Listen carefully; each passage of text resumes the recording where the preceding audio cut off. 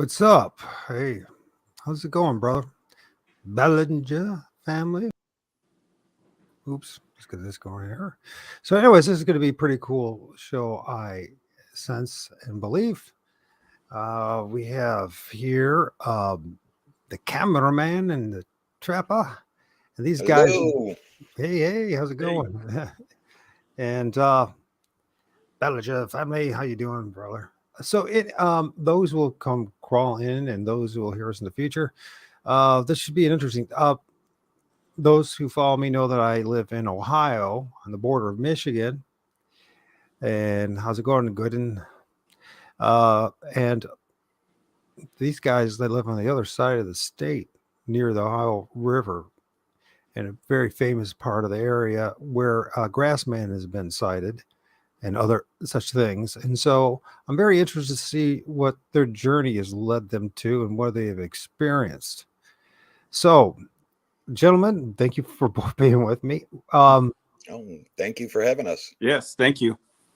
Yeah, I think it's just a privilege and honor on my part. I've seen you guys. I've just learned about you, believe it or not. I just in a few couple weeks, but I followed a lot of your stuff, and I'm like, these guys are tromping out in the woods at like any given time, and maybe I'm like 55. I don't know how close. You guys seem a little bit younger, so. But thank goodness, it sounds like you guys. At least you got the health to get out there and stomp around the woods like I used to. So I appreciate that. Yeah, I'm right there in age with you. What possessed you guys to get involved with this stuff? Because it's not like the average run of the mill hobby, if you will. Right. I found a footprint in the snow. I actually got a report that there was 2 sightings in a day, and I was sitting here listening to them going, there's got to be prints. There has to be prints if there was a sighting, because I was a non-believer. And went out, and sure enough, found a prints, and that was my first video and on YouTube. And Where that happened again? that happened at West Branch. Is there ever call you guys by the first name, or you want to go by your Hey, that whatever is easier for you. You can call me Matt. You can call Okay, me there you Jeff. go. That's pretty much It's up to you. It's let up it to you. loose. There you go. My name is Mike. This is Matt, and the cameraman's talking, Jack. So, Jack, tell me, when did you first see these footprints? And It had to be early December of last year. So you guys are kind of new to this, but you're just like taking it by storm. It's right. How about you, Matt? When was the first time that you realized there was something going on, or did you kind of follow the lead of Well, Jack? I grew up on a farm, and I was on a farm. I took over the farm after my grandparents passed away, and I thought I had a few sightings out there on the farm on the back property. But I was one of those. I was a skeptic, so I was one of those people that kind of just blew it off and like, yeah, that's just my eyes playing tricks on me. But I got into it by watching YouTube videos on it and stuff, and then then I met the cameraman here, and The legend himself. yeah, turns out to be real fast. I got to meet him, and he's like, because I'm a tracker. I learned tracking by my grandfather, and I'm like, hey, I can track, and I actually own a business, a trapping company, and I got with Jack, and I started tracking for him, and I found some footprints I could not explain, and it just went from there. I remember that day like yesterday. Hey, can I Yeah, I was like a kid in a candy store that day. I just could not understand what I was looking at. It's pretty bizarre when you have that happens, right? Hold on just a second, gentlemen. There's 2 things I need to bring up. First of all, just got informed. I had no idea that Dr. Michael Heiser died. You know who he is. He's the one who made, he's famous about the Nephilim theory and the sons of God. He made it famous through the Bible. He just died. And here's another thing too. My friend and someone that I consider to be a mentor and a great individual, MK Davis, he's having some heart procedures done next week. So there won't be any show or anything like that with us. So, but I asked you guys to have him in your prayers, and you think Yes. about him because he is, in my book, a treasure and someone who's inspirational in the field of, well, Sasquatch and cryptozoology and greater questions. So, this guy needs. I hope he's around a little bit longer because we sure do need him in our. I believe so. Saying that, let's get back to this. So. Um, and hopefully you guys are around for a while too. Maybe take up the mantle here and carry it on. Yeah. So Matt has his stuff grown up on the farm, which makes a lot of sense. After fact, now mind you, my background is in environmental science management. I love the outdoors. I was always someone who's on the outdoors as a child, and I ended up designing nature trails and bogs and whatever. You know what I mean? So I was That's always cool. outdoors until later on in life when I ended up, of all things, joining Norfolk Southern that me and Jack were talking about, which at some point we need to talk about what's going on over there because you guys are close to New Palestine, Ohio, and it's something to be concerned about. Absolutely. But saying that, you guys, so again, I just find, for me, I went out to try to disprove it, right? I was sick of the truth movement. I was sick of everything was going on, and it's like, okay, well, this should be a good joke. I'll go find out and prove that there's a government psyop about the Patterson film and about Bigfoot and all that. And within 6 months, I'm having freaking 15 feet in front of me, I'm having a freaking that looks like a Sasquatch in front of my mug, right? And so I'm like, oh, this stuff is real, but there's something more going on. So you guys get together, and when did you guys start working together? July of last year. Yeah, mid-July. So this was, got the impression it was sometime. It was not more than about 8. Yeah, okay, about 8 months, basically. About 8 months. So it sounds to me like cameraman Jack, you using Matt as Bigfoot bait. Is that what you're doing? Or Yeah, he does. Yeah, I got to keep him on a leash. He's using himself for bait. I'll be looking around like, where'd he go? Okay. Okay, there's his flashlight. So you see footprints, you see signs of it. I mean, you guys tell us a little bit about your area because it's quite famous in the Bigfoot lore. And people don't realize that we're like the top 4 states in the union that have these kind of encounters and sightings. Oh yeah. So. Yeah. Yeah. I do believe that one of the places that we're at is it's what is it?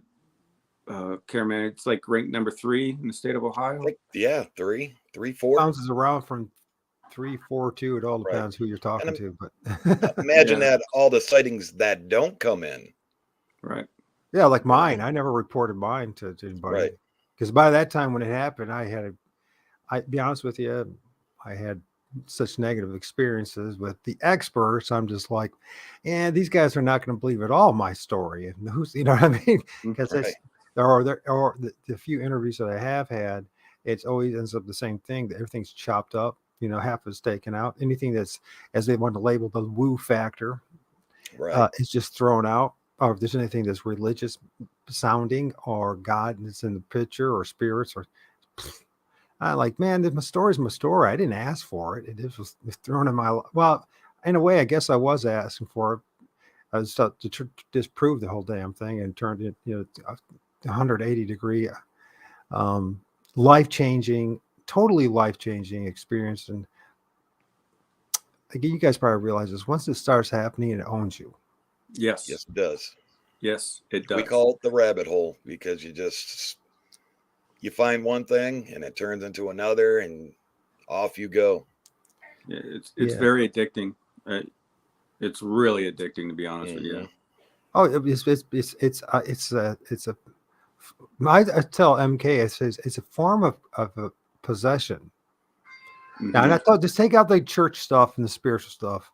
Just think psychologically, just at that simple level. I mean, once you start seeing things, once you start seeing things in the film, once you start witnessing things, when you start seeing tree structures, there's okay, this like a total world paradigm shattering event that just keeps coming and come, like you guys to the rabbit hole, just keeps coming and coming and coming. So Absolutely. It does. And with doing it to where everyone sees what we see, there's no cover up, so the same questions that our subscribers have, we also have. Mhm. And I mean, I'll lay in bed at night going, why? I got to get up and find out. What is this? What is that? How did I see that in a video? Why did I see that in a video? On top of, encounter firsthand, we get to rewatch the video and it's just like, wow. Yeah. Well, let's go back to the basics here of the interview format. Let's go back to who you guys are.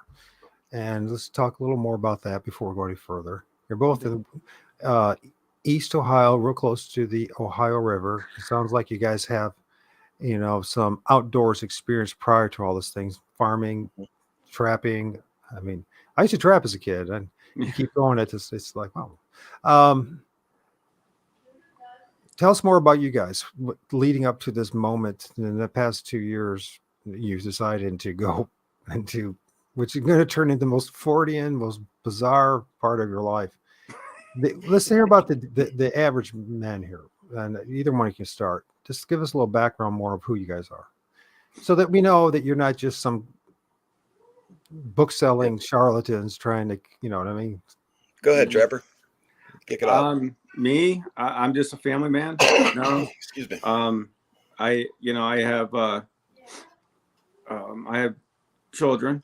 I have one boy, 3 girls. How old are your children? Do you mind me asking? My one boy is graduating high school this year. He's 17. My one daughter is a school teacher. She's 20. Yeah, he's revealing his age now, man. Yeah, he's catching up with me. Oh my God, he's like, you got it. 25. My age now. You're revealing that. So he's 25, and I have another daughter that is 23, and I have a grandchild from her, and I have 2 other grandchildren. That leads to the inevitable question of what do they think about dad? Do they even know what dad's doing right now? I've actually had my son-in-law on one of our trips with us on camera. Young buck. Oh, yeah. Young buck. Yeah, he's actually, he comes out when he can. They love it. My son, he doesn't know what to think about it. Him and I've been out there hunting before, out at the same area, and he's heard stuff, and he'll look at me and he'll say, "Dad," and I'm like, "I told you this place is weird." I said, it's just weird, so he's getting the idea of it, but the same with him. He's been in the woods his whole entire life, ever since he was 5 years old. I had him out on the farm, and I had him in the woods and tracking. He actually I always tease him because he's a better tracker than me. So nice. So we got some legitimacy going on here. Jack, prove to us your legitimacy. I'm just joking. Go big. My oldest son is 30, and my youngest son is in his 20s. But I do guys are my age. Dude, told you we're right up there with you. Yeah. So something must happen to a lot of us when we get to like that half a century mark. So although I have a son who's like 11 and a half, and he's like the only person that actually trolls me on my lives is my son, which is funny when you think about it. But and I started late as far as having the child. But you guys, you know what I'm saying? If something happens to us at half a century mark, you know what I mean? What there's got to have been something that led you guys up to getting to this point where you said, screw it, I'm going for it. Yeah.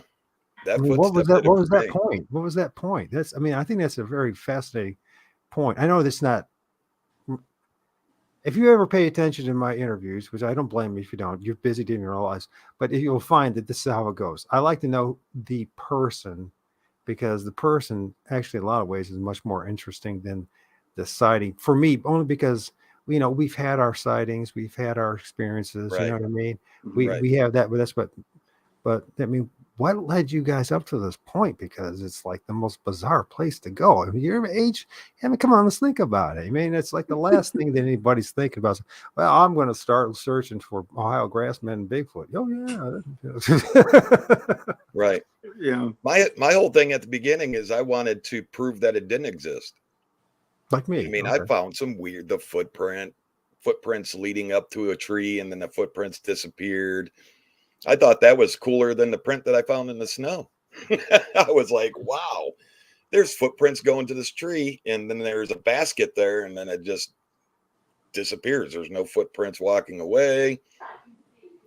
And that really got my mind going. Then I was like, okay, if we're going to find this thing, we need to come up with a team that is able to do this. Someone that could track, someone that, you know, just totally don't believe in it. You know, and let's get this going. Let's find out. So Why you hide had it? what I jokingly call the Lorlac moment. You know what I'm saying? Dr. Mhm. Seuss and Lorlac, and it's like the trees. You know about trees? And actually, I had filmed an entity because actually in that introduction of the video, if the very last image you look at that entity, it almost looks like a cross between a punker and a Lorlac. If you look at it, it pops its head out of that tree. Imagine that. So, Yeah. and Yeah. then Trapper, did you understand the question, or should I? I guess the way, I mean, the way I guess it was like watching the cameraman when I first met him out in the woods, how I don't know how, like, he had to show me this. He had to show me, and because I was always that skeptic, I guess. And Rightfully so. You should be. I don't think yeah, anybody in the right mind should believe us. and when I met Jack, I always believed that something big out there could exist. I always believed that because, you know, these woods, the forest in our, you know, like, I don't care, all over the United States, the forest is so large. You can't, I mean, there's something, I always believe that there's something that big that can exist. So, but I was still that skeptic. And, but I guess when I just met, you know, when I met the cameraman, he, you know, he had to show me some certain stuff. And when he showed me, I always wanted more. Like, I can't understand those tracks. I know tracks. I've been all over the United States right. tracking and hunting and stuff. And I just could not understand what I'm looking at. So I wanted more. I had to figure it out. I wanted to, you know, like when I get on the track, when I'm in the forest, in the woods, when I'm on a track, just like cameraman says, that I go off by myself. I don't even sometimes realize I'm leaving him. I just find myself, I look back and he's like not there. You know, I'm focused on what I'm doing, and I want to keep going. I guess that's why I go out on my own, leaving the cameraman, is because I got to find what I'm doing, what I'm getting. Yeah, you got to follow the scent, right? Right. Yeah. And I got to understand it. And if I don't understand it, I don't know. It messes with me, I guess. And I got to let him go do his thing. Yeah, that's right. He's the entertainment, right? Let's watch Bigfoot Bay go, man. Yeah, we're all waiting for that moment when, you know, he's taken away and drying off. I hope you don't have the expensive cologne on tonight. It's interesting, all the dynamics, how you guys fell into it and figured it out, because I think it makes it much more interesting. Right. One thing I noticed about you guys is you guys seem to tromp in those woods for real. I noticed there's a lot of guys, and for better or worse, they go out there and they'll do their night investigations, but you don't seem to just stay at one spot, and you don't seem to have the I mean, because I see a lot of guys who like that, they stay at one spot and that's it, and they're too. And I understand why they're petrified of going too far into those woods, even with a group of them, right? Because once you have these encounters, you know, it's like, what am I dealing with? What's coming around the corner type of thing, and you know what I mean? Yeah. And a big problem is our education. Somehow the previous generations, let's go back maybe 3, 4, maybe 5 generations ago, I got a feeling that this was not so, it was mysterious, but it was not so shocking. I mean, it's like it probably is something they talked around the fireplace a lot, right? Right. And interacted, Absolutely. you know. Mm-hmm. So we are like, because of our disconnection from the world, the creation that we live in, due to modernity, we are like rediscovering what people already knew for thousands of years. That's what I'm Mhm. getting at. You know what I mean? Right. Absolutely. And so, what are the places that you guys primary focus on? You don't have to get specific locations. Obviously, it doesn't matter. But the general area. Where are the places you guys are focusing at? In Eastern Ohio, right? Right. General area, which is I'm coming to the conclusion is just going to be a mystery until we can get into some private land that we're not allowed on, government land. And that's West Branch. Now we're talking about the physical side of things. We're talking about the flesh and blood side of this mystery is what you're talking about, right? Yes, yeah. Okay. So that's going to be a mystery until we can step our feet in on government land.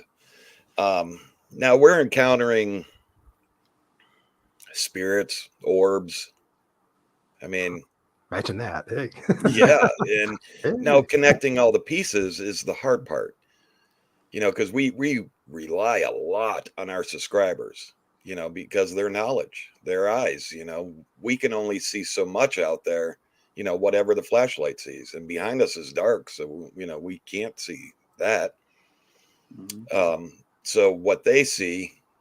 So are you guys stomping around and then public land? Is that what it is? Or We do both. We go private land. There's private land that we go on, and state land, public state land. I was just through. I'm just going to assume this, but tell me if I'm wrong. That through Matt and his farmer connections, that maybe he knows a lot of dudes that have large tracts of land, or is it both of you guys that know those? Both of us. Both of us. Yep. So that's advantageous to have your health and then know people that have large tracts of land and which you can tromp in.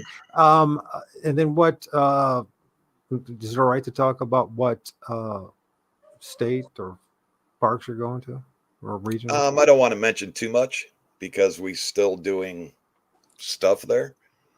But I mean, I can openly say West Branch and I mean, that's big area. Oh, You don't have to tell us where you. Yeah. Good luck trying to find you in there and when you're there.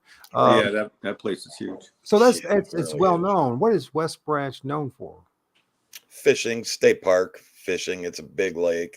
They got Hiking. Swimming, camping. It's a nice camping area too. I heard it's a pretty good crappie fishing spot. Is that true? Yeah. Muskie. Muskie as well. The muskie. Oh yeah. Although I heard that they need to do something about too many crappie in there now. They're all stunted. Is that true? There's a lot of crappie. Yeah. And people hit them early in the spring, but I don't think it does much to them. Which flesh and blood side of things, isn't it? There is a huge protein source, and if our observations are true, these things seem to have not too many problems as far as spending time in the water and fishing and catching these things. They might be better. Actually, if you get one to be one of your fishing buddies, that might just help you out a little bit. Right. And there's so many inlets there that, I mean, they can come right out of the woods, right into the water and out of there before you'd even notice them. Yeah. There's like big ravines that actually goes from the top all the way down into the lake and stuff. Mm-hmm. Really? Yeah. Oh yeah. They're tall. We're talking 50 feet above your head. So. Oh yeah. Yeah. It's nice terrain. It's a beautiful place. We know where I'm at. It's flat as a pancake. So it's a little bit envious of that you guys actually have something besides corn and soybeans. You know what I mean? we do have what's called oak openings in that reserve, and it doesn't seem, from my experience, these things are extremely adaptable. the physical ones, and of course the spiritual ones are always there, but the physical ones seem to be extremely adaptable, and they learn to coexist within much more heavier populated areas than we realize. Now, Right. in your guys' area, you talk about Grassman. What the hell is a Grassman, and what's the difference between a Grassman and a Sasquatch? I don't think there's much difference. I think they're the same. Yeah, I think it's just the name for certain areas that they give them, just like, you know, the bog monster. I think they're all the same. Not exactly the same, but pretty much the same. What it seems like ours seem to be a little more thinner, not as big as Patty and the ones out west. You know what I mean? Yeah. Right. Bulky, and there seems to be, from at least my experience, it's a hodgepodge, and one will look kind of human, the other one will look more, apish doggish, another one will look like the biggest freak you ever seen in your life, and it goes on and Right. on and on. They don't. It seems to me that we're dealing with something that's, well, it doesn't fit the paradigms that you and I have been, accustomed Raised to, on. right? Right. A coyotes are all coyotes are gonna look the same, right? Unless something mange or they get beat up or whatever. But they're basically a coyote is coyote, right? You just Right. or a bear is a bear, and they might be different, but it's still a bear is a bear. These things, man, if the face goes, it's like a smorgasbord. Do you notice that in your area? Because my area, that's exactly how. Yeah. Yeah. I mean, I can tell you that in some of these areas, we're dealing with different things that I didn't even know it existed. Such Be honest with you. Such the as Dugway, okay. the Dogman. I'm still trying to wrap my head around the Dogman kind of thing. I'm still trying to figure that out. I don't know. I want to believe that these are all the same, but I don't know yet. Right. It's just we're finding images where they're in like the same image, right? One it looks like a Bigfoot, another one looks like a Dogman, another one looks like whatever, and so that's something that we as researchers, I believe, we have to come to terms with. Right. Yeah. And Storm got that thermal of, wow, I was blown away. Something with teeth, and I mean sharp teeth. It looked like if it, yeah. I never known a Bigfoot to have canines. So I mean, like I said, it's different in these areas. Right. And so we have so it looks like a Bigfoot, but it has canine dog-like teeth. Right. Which then suggests to us what? If it's flesh and blood, that it's a carnivore. It's got to be a carnivore, right? Which then means it has to be feeding on something. Right. A meat eater. But what is it feeding on? I would assume deer, possum, raccoon, muskrats, squirrel, birds. There's a lot of deer. The deer population there is huge. Mm-hmm. And I mean, there's some big deer, out there.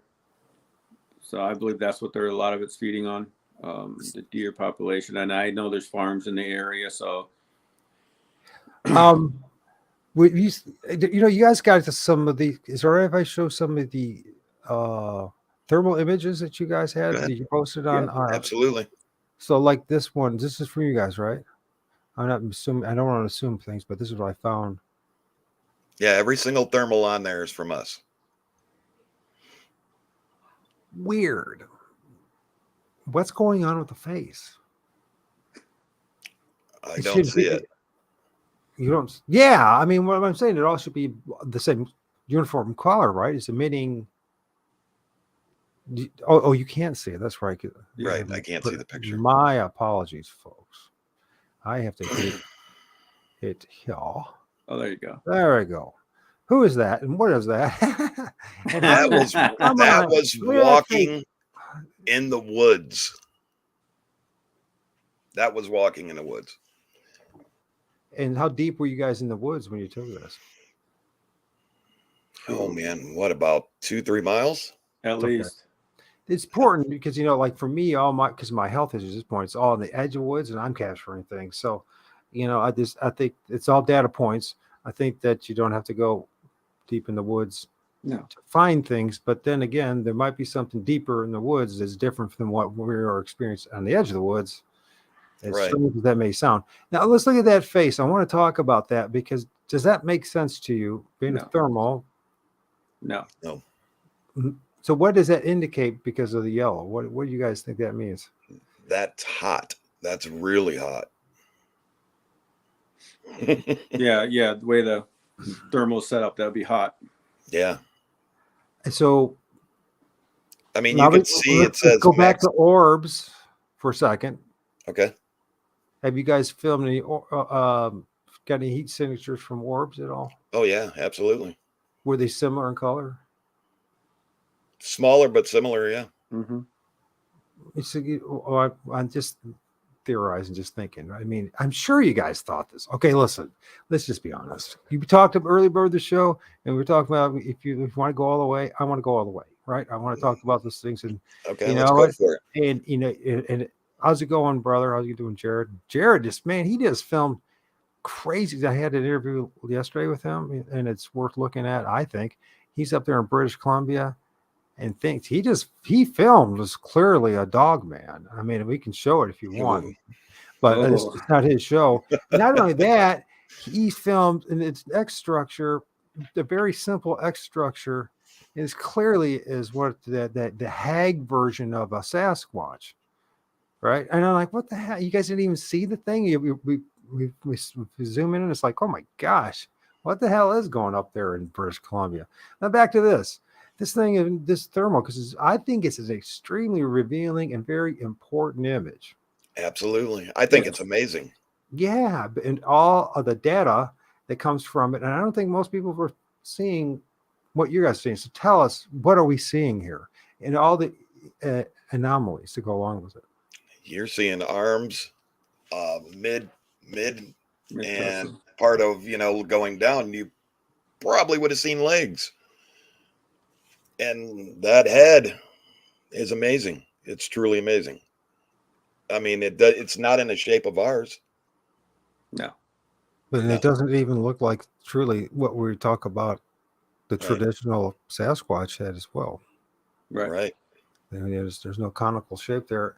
And then that heat does not add up. I understand that the head can emit during certain circumstances, quite often, a different heat signature, but that different? Right. It's actually scary if you think about it. I mean, we're talking now electromagnetism that's at a very high. Well, we're talking almost nuclear or fission like that going on. That's huge. Radiation potential, right? Right. Yeah, And, I mean, you can look at the forearms, and I mean, that is probably the best thermal, I would want to say, out there that I've seen personally. It's one of the most shocking ones. It's truly one of the most shocking, which is one thing to just see this dark image. There's another thing to have that. How close were you guys to this thing? Oh man, I think that was when we were by that nesting area, wasn't it? Yeah, that was. I was trying to remember where that was taken, and that was taken over by the nesting area. And we were told that is the typical look of a gugway. Yes. A gugway. What's a gugway? A type of Bigfoot. Yeah. Okay. And we were told it's a kind of a type of a Bigfoot that is just it's mean. Like just downright mean. Like it'll come after you. Yeah. That you don't want to be out there alone with this thing because it will eat you. Yeah. Okay. So what are the physical differences? Do we know between the two, or what are the people saying?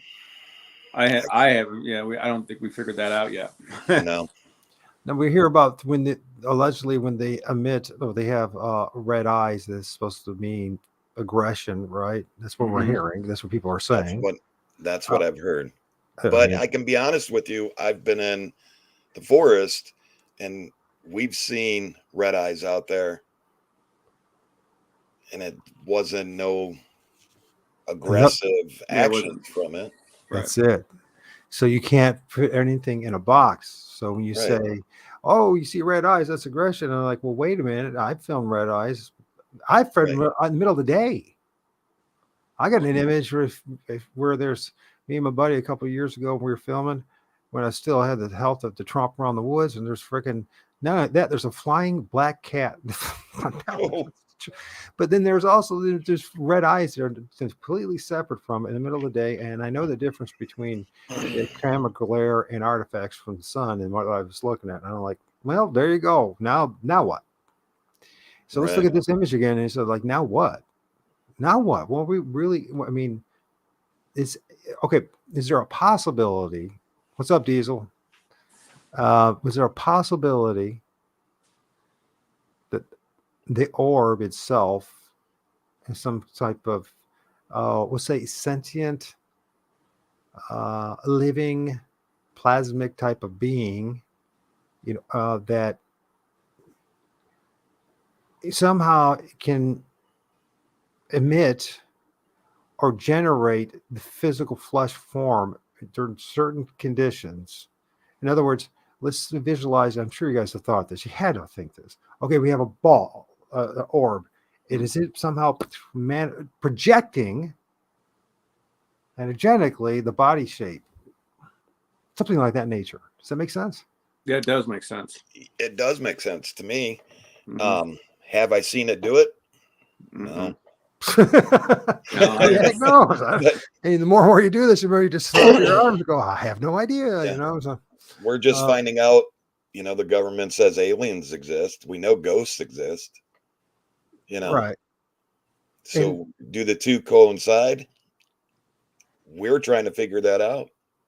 I mean, I film stuff that's looks awfully alien, projecting out of the frickin' tree, and it's very clear. I mean, many of you guys are probably busy, didn't even pay attention to the opening video, but those are some of my images that I filmed, and it looks extremely alien.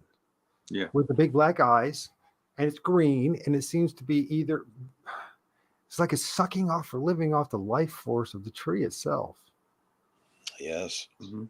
Right. And so we have these things that almost look alien like, some that look more traditional, or what we call traditional, what the main narrative, the mainstream narrative, what they've been pushing on us was at this point. I don't know how you guys feel about it.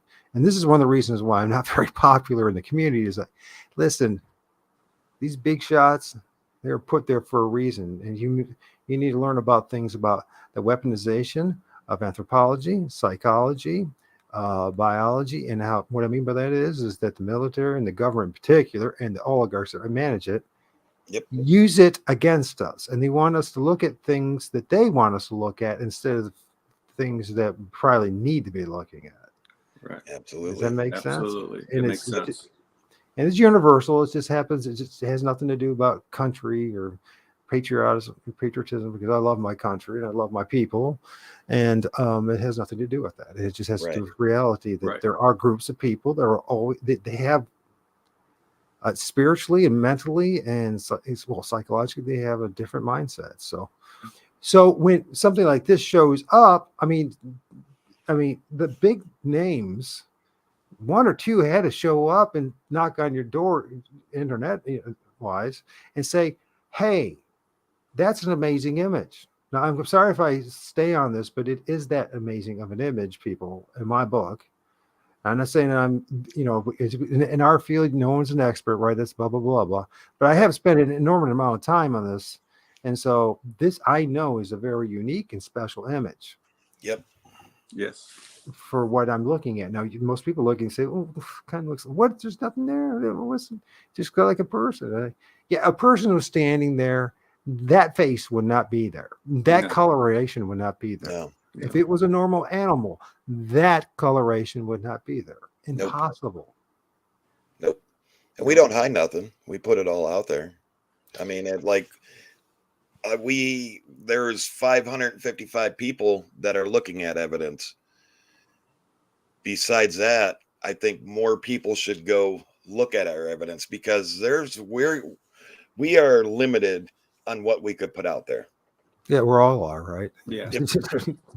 But we're not hiding it. We put it there. It's private. You have to join, look at it, and you can make your own assumptions. We're not Well, hell, experts. I We put all can't. my stuff out publicly, or not, but not most of it, and it still doesn't register. It just goes right through. I don't know. It's is cognitive dissonance that strong in us? All, and then we all suffer some level or another, right? Our own biases or prejudices, right? Mhm. Are our cognitive dissonance so strong that we cannot even comprehend or accept what we're seeing?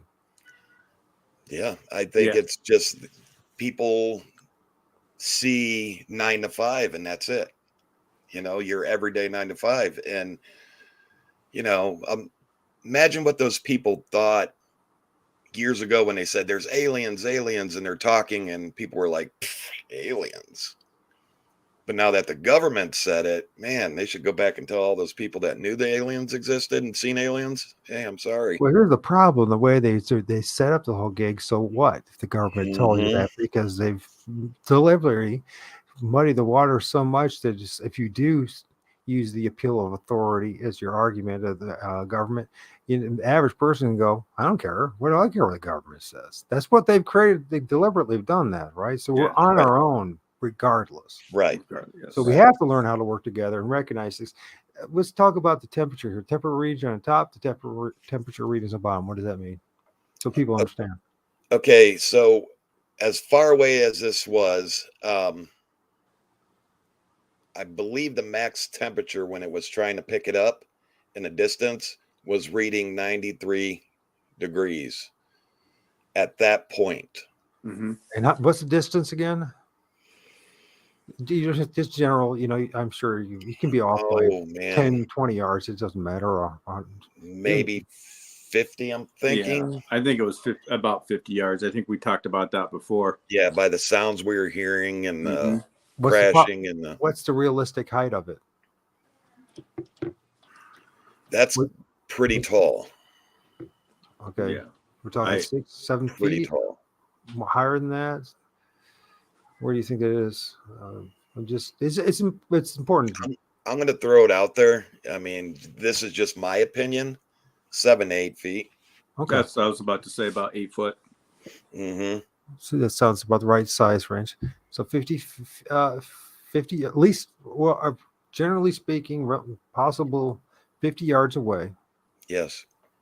With a reading of 93 degrees Fahrenheit. Yeah. Mm-hmm. Which I want. Have you guys ever tried that on yourselves and said, like, I'm going to fill Trapper and see what the? Yeah, I did it live on film. Yeah. And what was the temperature reading? Yeah, very low because it was about that far away. Mm-hmm. Mm-hmm. So that's important. It's so important what I'm saying, people. Absolutely. It really is. And it's you have the right mindset. That picture, a lot of people maybe would just throw it away, but just the research into this picture took days. I mean, all of us, we were all calling each other, before we even released this. Yeah. Look at this. Wow. Oh my God. Now what do you say this is? I mean, it was days of research just on this picture. Yeah. Yeah, because it doesn't add up. Right. To be honest, it doesn't add up. Right. So the negative, the minus 0.11 Fahrenheit, what does that represent? Is that the blue area? Is that the green? What's green? Or is that? Yeah, that's the black area. Okay, so that's, and then the 62.9% Fahrenheit. That's what the crosshairs are tagging, trying to follow it. Tell us more about that. What does that mean? Okay, so on the device, there's a crosshair that moves around the screen. And what it does is it starts picking up the temperatures, moving around that image. So it's kind of throwing data left and right. That's not a set what the temperature was, just at the time of that picture. When I think it wasn't Storm that took that picture. Yeah, it was Storm that took that. Storm? So the time that Storm popped that trigger and got that picture, that's what that temperature in the crosshairs was trying to figure out all around it. So you can't see the crosshair in the picture moving around, but it's there on a device moving. Yeah. So it could have been up in the blue, somewhere on the green. So, first I want to say real fast to my right-hand man, Sheldon. Thank you for joining us. Okay, brother. Hello. Right. Sheldon's a good man. He's from Ohio too. He's pretty close, much closer to you guys than I am. I don't know if you Awesome. guys talked to him. So, Sheldon, if you guys don't know, if you don't know about these guys, you need to connect with them. Because he's in Southern Ohio. I think you're in Southeast Ohio, right, Sheldon? So, you guys are pretty close, a lot closer to probably realize. Yep. And he's had dogman encounters. Oh, Well, that's something I'd like to learn about. Yeah, he did a show with what's the dogman guy, Nick something or Vic something, whatever, Vic something or no, I can't remember. It's been so long since I listened to his channel. Not to be disrespectful to Vic, but listen, back to this. What time of the year was it when this was taken? Early or late fall. late fall. Yeah. So Late the fall. ambient temperature around you was generally Night or probably around the 40s, Yeah. mid 40s. 93 degrees Fahrenheit in the fall. Think about what I'm saying, folks. Yeah. It was right before hunting deer season. So it was in the late fall. And think about the extremity of temperature range here. And Absolutely. okay, let's think about something else. Well, listen, in this channel, I'm not here to entertain you. For Right. other guys, they can do that. There's plenty of guys who do it, and I respect them. That's part of their gig. But here we're talking about the details and the information. Right. That's why I have these guys. And when I saw these images, I saw them going on the field. At first, I'm like, are these guys for real? Because I know there's a lot of guys out there and they just tromp around the woods and they're getting attention and they get making their numbers and that's what it's all about. And you know what I mean? But I'm like, Right. these guys are actually doing their own research. Yep. Right. You know what I mean? They deserve to be paid attention be paid to them. And they're sound. They're not kind of like a bunch of yahoos. So this picture, we kind of went off course here a little bit, as far as learning more about you guys. But I think this maybe it really is a great way lead. And let's guys, if go subscribe to these guys. These guys are actually really going out in the woods. I mean, you just published one of a day investigation. Was that from yesterday? Yeah. Yep. Okay, so that's all fast, and they're in the woods, man, for real. Yeah. You got a dude. He goes by the name Trapper, who actually is a trapper. Boots on the ground. It's real boots on the ground, and not just. There's a lot of guys. I don't. How do I say that without being disrespectful? Because I'll project it to myself. When I first started doing this stuff and stomping out in the woods, and I thought I knew of stuff because of my studying and my background and outdoors and ecology and environmental science and things like that. But when I started doing this, now I never really went deep in the woods because I didn't have to. I started seeing things. I decided because of my health issues and all that I was going to do the periphery patrol, if you will. You know what I mean? Like you guys go in the deep woods for me. Even though I wish I could. I miss tromping out in the woods. That's one of the best things. We'll take you. Yeah. You're gonna have to carry me, man, at this point. So, anyways, but my point being in all this is that there's a lot of guys who are just doing it and just throwing it up there and just trying to. They're calling it research, but it's not. Yeah. Right. And I don't know how do we say this without being disrespectful to people? Because I know what happens as time goes on, hopefully, not always, that as time goes on, an individual's sophistication develops and they change their approach. And they realize that the ego stroking stuff is not going to get them very far in life. Yeah, you might get a lot of maybe you get some donations and whatever. But I mean, if that's the reason why you're doing this,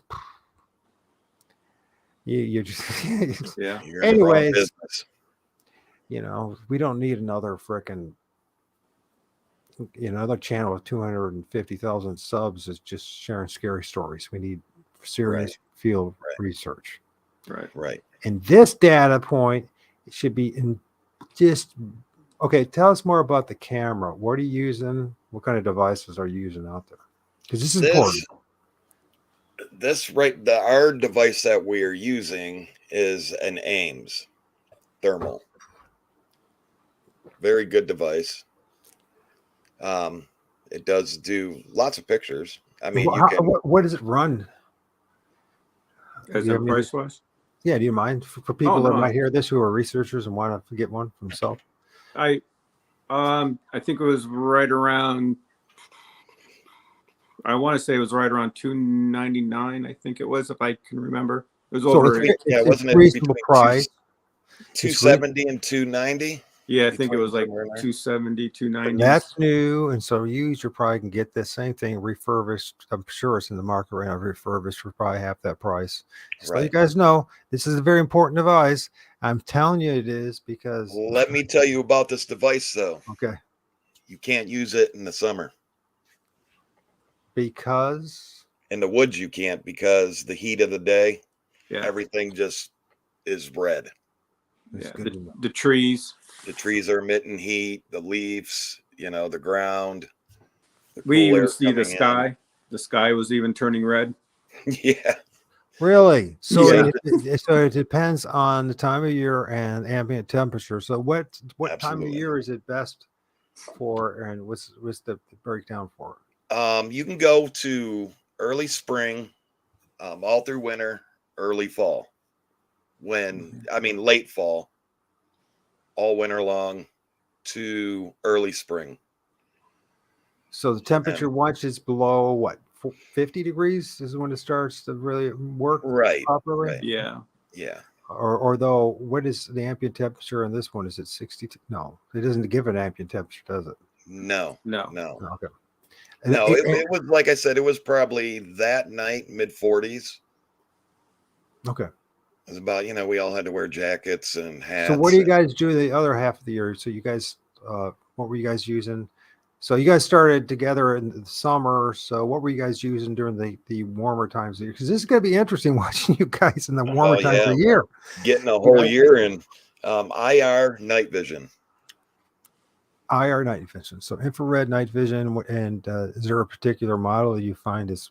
No, what I have that works the best for me. I got two. I have this little cam right here. I don't know if you can see it. This little cam, night vision. And then I also use. What is that called? Do you mind me asking what it's called? Gosh, it's an off-brand. It was just DVC. Say that again. DVC, digital video camera, and it is from. Oh, geez. Nope, can't give you a name. Okay. Well, these are all important data. High power. That's where it is. It's from High Power. From High Power. Okay. Yep.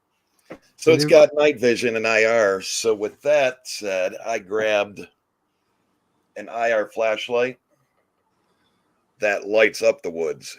I can't see it, Right. but the camera can. Which colors would you guys use? Red or blue, white? What is it? No, these would just be like black and white. You would be seeing in you black and white. We wouldn't be able to see anything. Like we wouldn't even be able to see this flashlight. Right.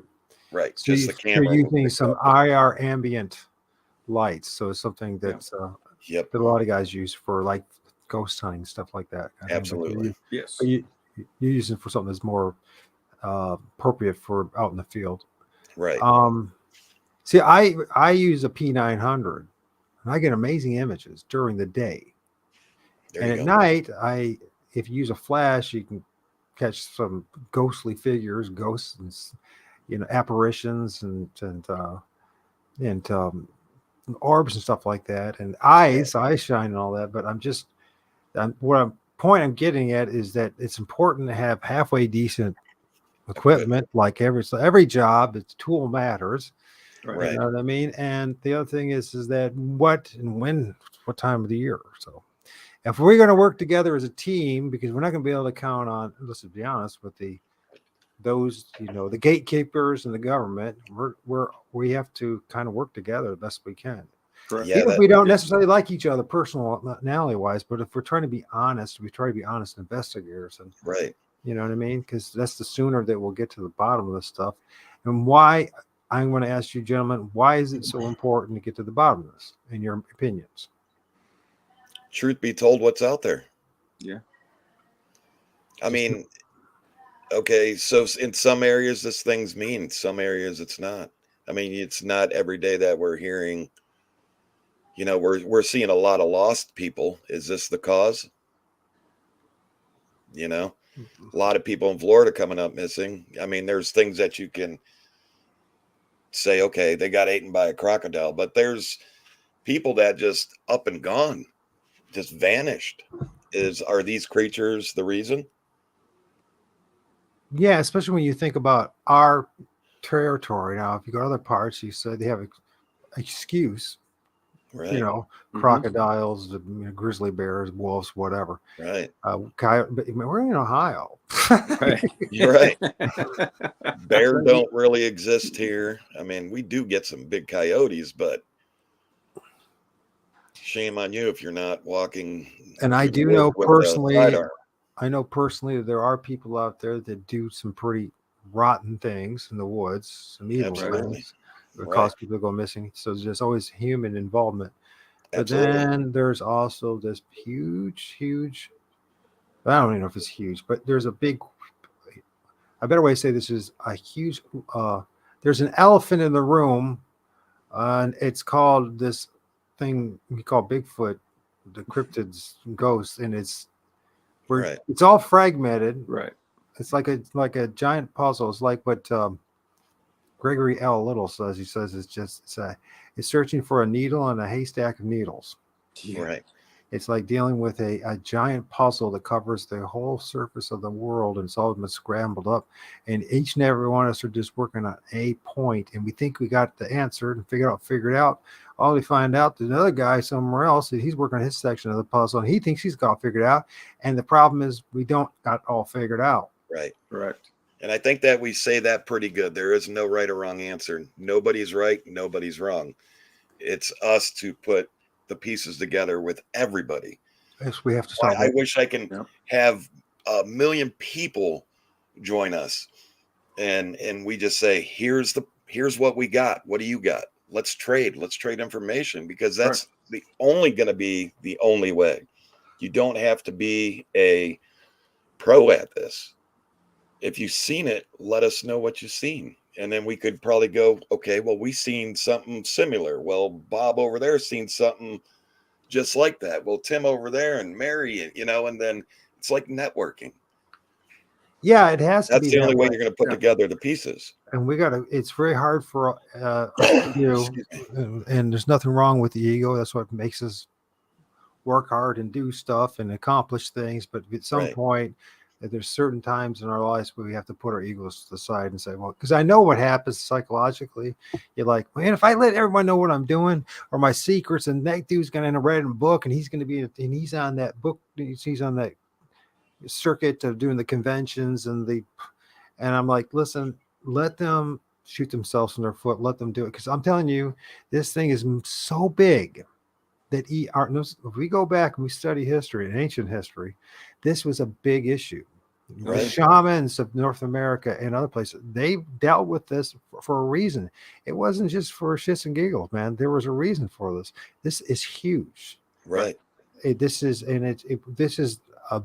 a bigger reality.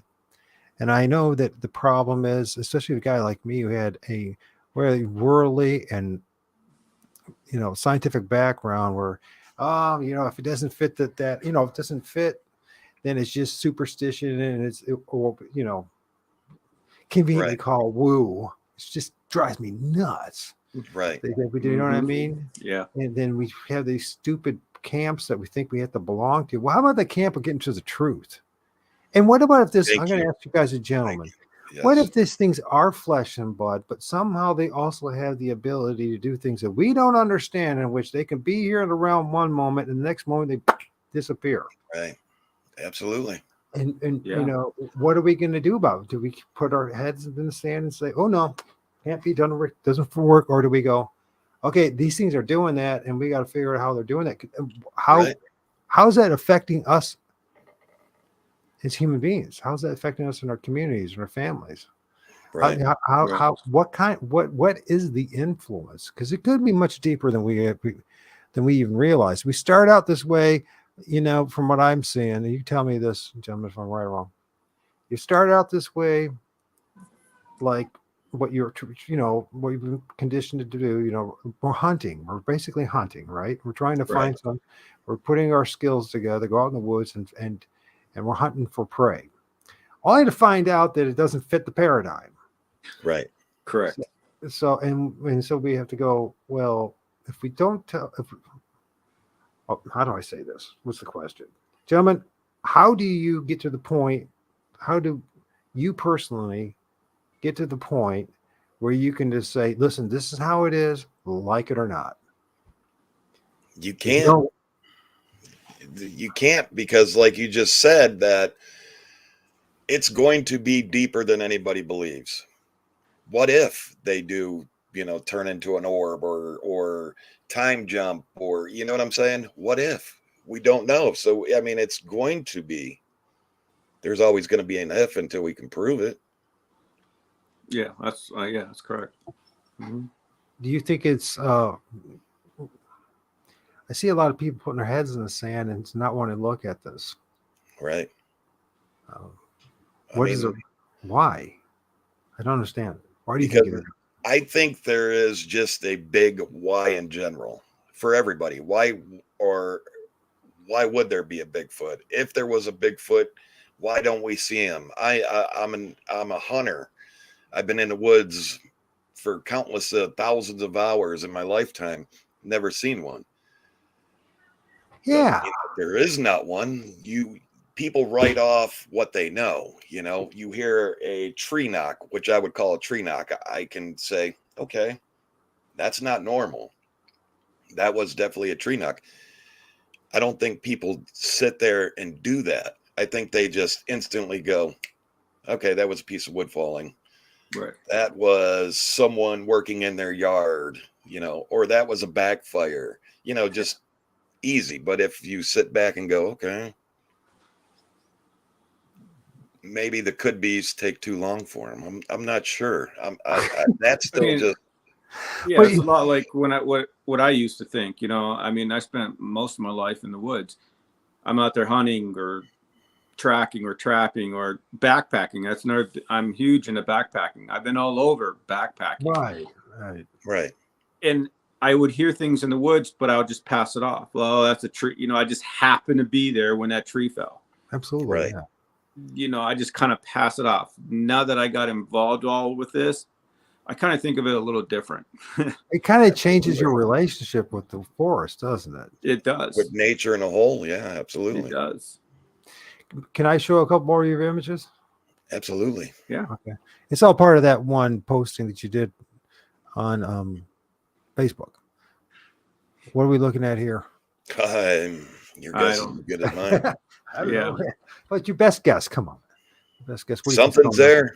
I can't tell you what it is. I don't know why those white specks are there. It's mind-blowing to me.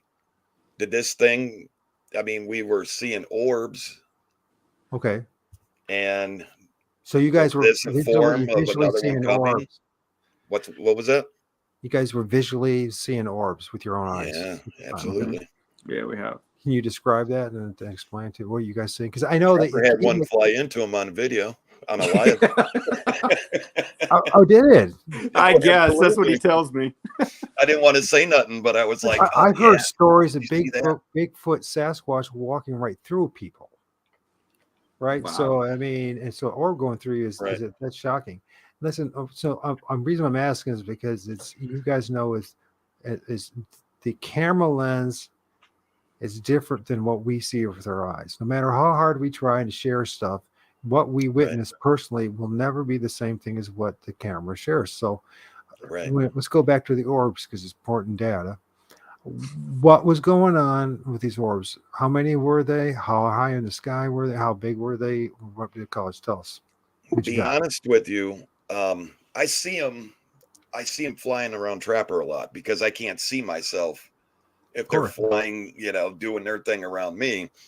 But I've seen a lot around Trapper in the nighttime. Thanks, Cameraman. You're telling me. It's always he's a bipedal Bigfoot bait. That's what he is. And it's always Triple like, B, man. when we see these orbs, something happens. Yeah, things go crazy. Absolutely. Did things go crazy in the woods or on your camera or both? No, things go crazy in the woods. Yeah. Well, the rocks, you know, we'll get rock throws. How big? You're starting hearing pebbles? Or how big was pebbles? No, or we're talking big. We're talking big rocks. We had that one that was thrown, hit a tree, rolled. We went and grabbed it. It was like we couldn't. I think I tried chucking it, and yeah, there's no way that you know, you can make that thing fly like that. A human. Yeah, the hellest thing. I remember middle of the day, I had just, and I couldn't have been more than 30 yards away, 40 yards max, on top of the hill, the ravine, and there was a creek running down there, and I hear the hugest boulder smashed into the ground, or into the creek. Right, it's like something took some huge rope boulder, and it went bam. I mean, it echoed everywhere. I'm like, what the hell? And I look, and I'm like, there ain't nothing there. Right. There's no Bigfoot. There's no nothing. Well, how did that happen? Right. We're still trying to figure that out. I go back and I cut clips, and then I save them onto my computer, and you know, I'll watch it happen, and I'll blow it up on screen, and I'll look for what did that. And I never can distinctly say, there it is. There's what did that. I can't do it. As much as I bang my head and I try to search for this thing on film, I've seen some weird stuff on film. Yeah. Why is it that the camera can pick this stuff up, but we can't? Or vice versa. Why is it that I've had my sightings or encounters, but either conveniently the camera's not there, it's not ready, or I can't film it.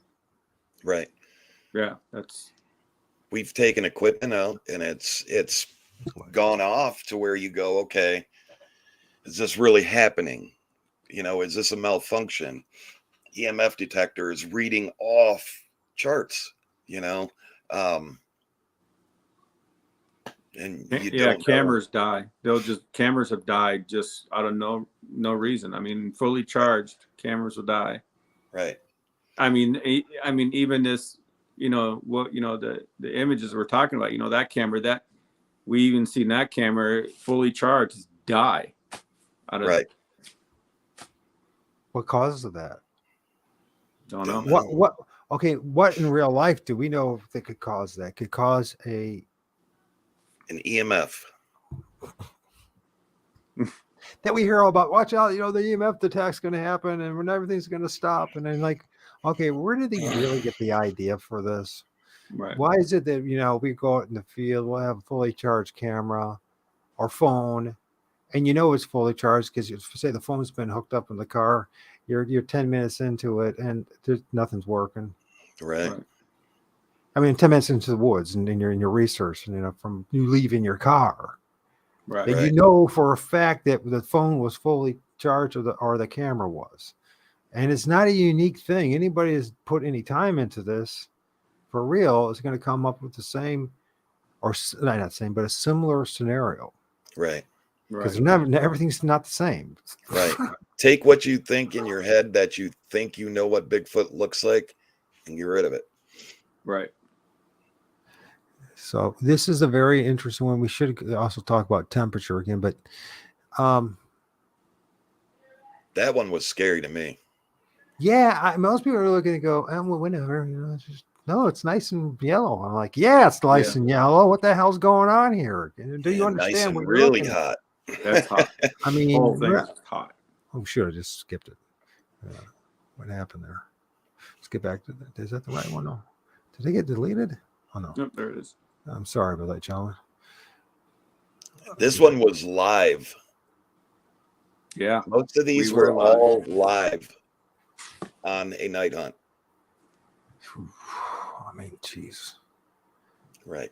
You know, we hear about you guys bring some kind of detector, EMF, on the field yet?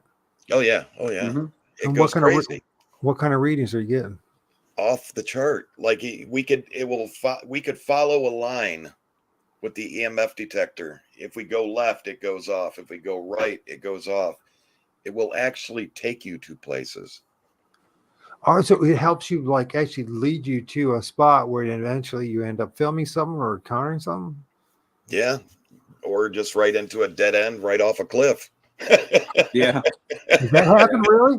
Oh yeah. Seriously. I mean, not figuratively. I'm talking literally now. Does that happen? Seriously. Seriously. 100% seriously. You know, the Native Americans talk about the trickster spirit. Right. Mm-hmm. And I wonder how much of this is what we're dealing with in the end of the day.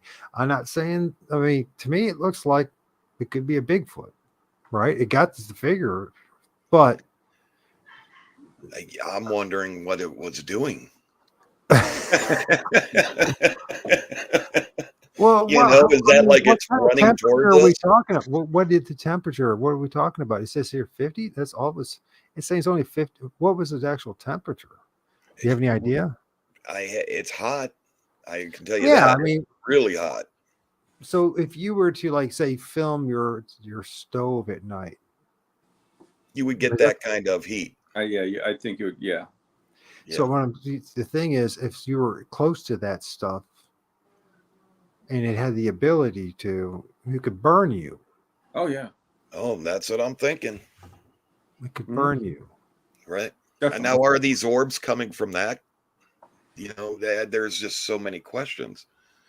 I think, you know, we need the whole community to really look into this, because at the end of the day, we could just be Bigfoot researchers. We could just go and say, okay, well, Matt,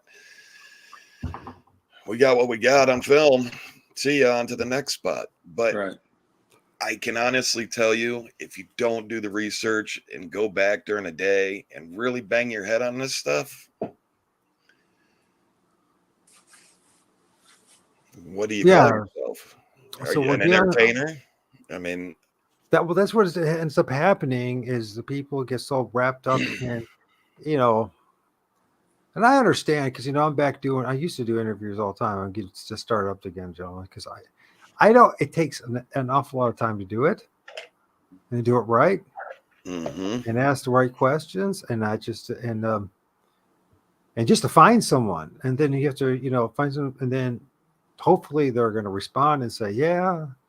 And, right. you know, I can understand where a lot of people just say, no, I'm just going to do my own research. But I also clearly at this point believe that if we don't work together on this, that means that I'm including the ufologist, those who are in the paranormal, and biologists and anthropologists. If we don't work together on this, we're going to miss the picture so much. We're going to be so fragmented and keep on, you know, just calling yourself a Bigfoot researcher. You know, there's a certain point you realize, oh, I am now more than that. Right. Right. Jeez. And that's why we bring in, you know, someone that studies ghosts.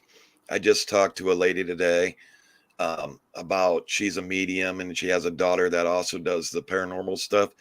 To bringing them in, I mean, we have to, you know, it really, I really think that we need to start mixing these things to see if they work.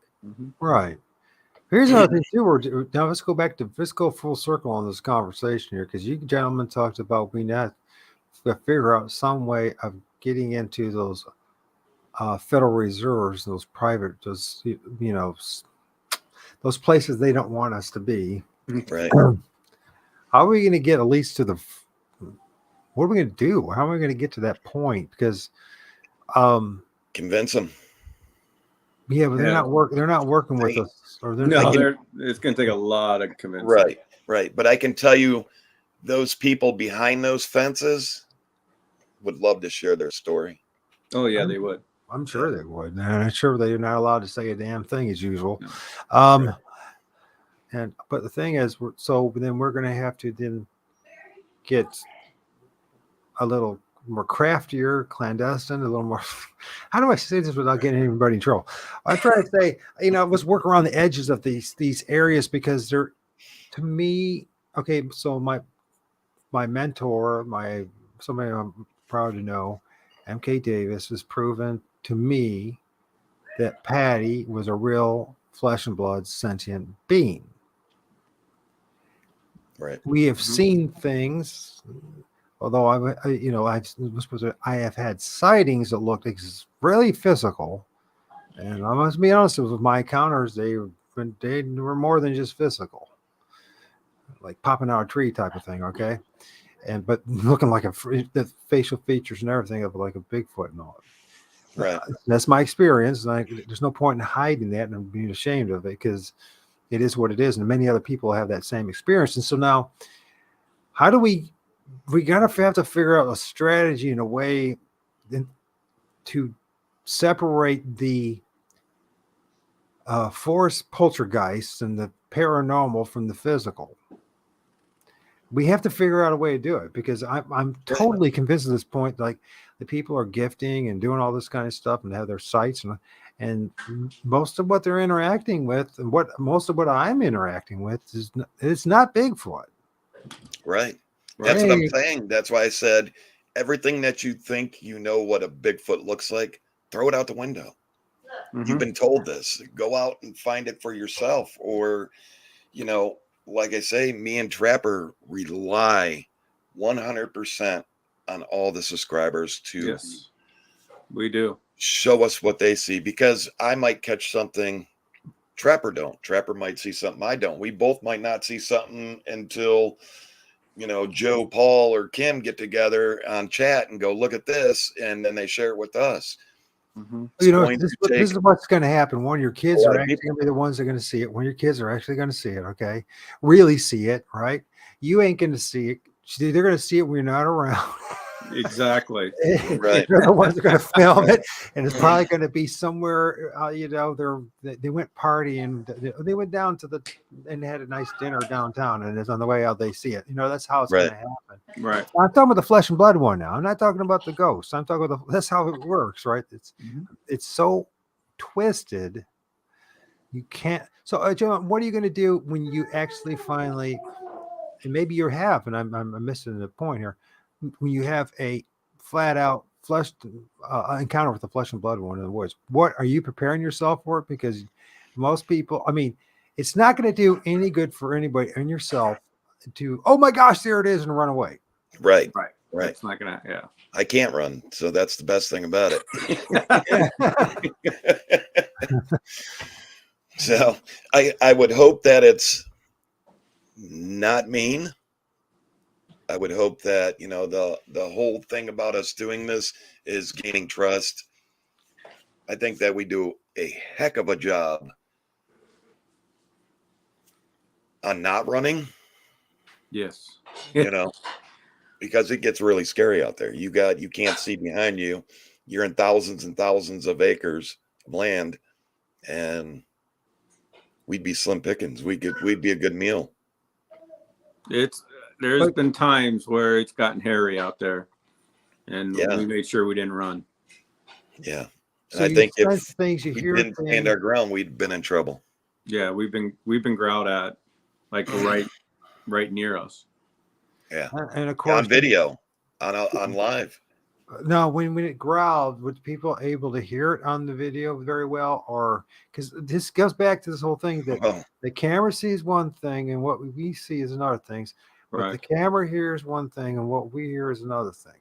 Right. I can honestly tell you, about 3 or 4 videos ago, havoc broke out. It was havoc. Yeah. To the point that equipment started dying, screaming, lights. It was crazy. It was all chaos. We literally we didn't run, but we hit the ground, to get close to the ground. But yeah. Oh, you talking about the video that I watched where you ducked, Matt, or you got you crouched down? He says standing up. You got down. that you were guys basically in that kind of a grove? No, this one was Oh, no, all that was a lights different out. You one. couldn't see. Equipment started Yeah. dying. It was to the point where I really thought that this was it. And all I could say is on camera was, "Oh my God." And that is a true reaction. Mhm. If I was sitting there and being quiet, I would have been like, someone's faking. This Right. was chaos breaking out around us. Well, here's the thing too. It's like my experience too. Excuse me. When you have this kind of quote unquote supernatural kind of experiences where you've sensed the presence of something or some things Right. around you, you can hear, you can feel, but you can't see. Or if you do see, it's a glimpse. And if you do see, the camera can't see. And so you're in this kind of, they create this kind of confused state. Oh yeah. And it seems to me that there are multiple entities working together to mess with us. Yeah, we call it zapped. Yeah. You call it zap. Yeah. Zapped. Well, that's a way of looking at it too, right? And different infrasound. And, somebody was never had a debate and said, well, can spirits do that? And I said, well, I don't know, but I do know this, that there's an awful lot of suggestive evidence that they can. Absolutely. Well, we got zapped so bad one time out there. We were supposed to end up where our vehicles were, but it literally put us back to our starting point where we started the night out. And oh yeah, it was bad. And my wife has we have Life 360 for the family, so we know where we're at all the time. And when I got home, I was totally I was in disbelief of what happened that night. Right. We looked on Life 360, and cameraman and I, we literally went from point A to point B within 9 minutes, which it should have taken us 30 minutes to walk it. It was loss of time. We went.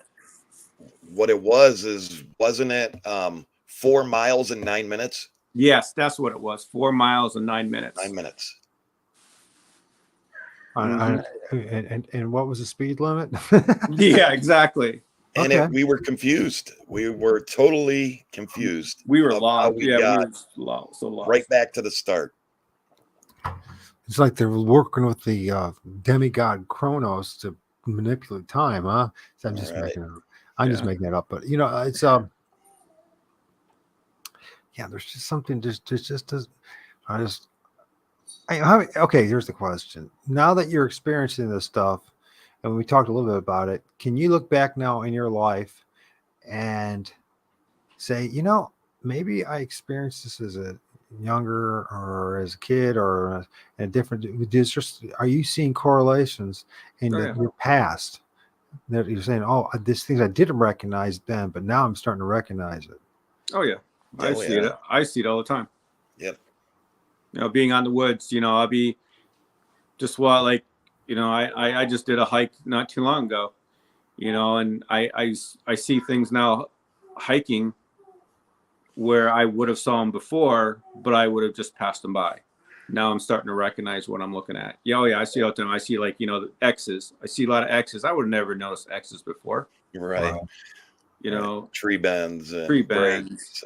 I find myself walking the dog, walking by a park and going, ooh, is that a tree bend? Is that a tree snap? And I put, grab it, look at it. You can't help it once God. Right? Right. You can't help it. It's just once you know, there's you're going to look, because that's just who we are. It's how we're designed. It's how we're built. Mm-hmm. You guys see many TP structures in your area? Oh yeah. Yeah. Yeah. Absolutely. And to get very large, or are they more the pseudo? Right? A lot of times I see or find pseudo TP structures where you can tell that something deliberately put these things in, a triangular or a pyramidal or TP structure shape, but they're not like the ones that are really detailed. Right. Do you find? I haven't noticed any detailed ones. I don't believe. Like, what do you mean? Like woven structures? Oh, there's plenty of images of teepee structures where there's a lot of Leaning? large, amazingly large, straight, very abnormal branches or tree trunks. And a lot of times they're amazingly they're the same, unified, almost the same size. Right. I wouldn't You know what I'm say saying? a crazy amount of them. Yeah. A few of them I know we've seen. Yeah. Because I know some areas they're more than others. Yeah.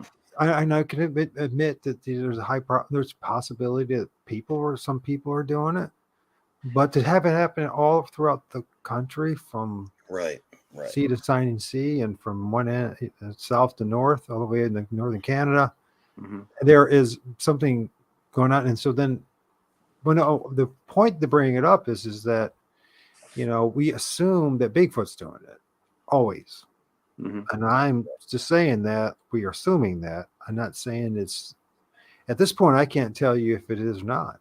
Right. Right. I Well, don't know I always keep in my head that, everything is not a Bigfoot.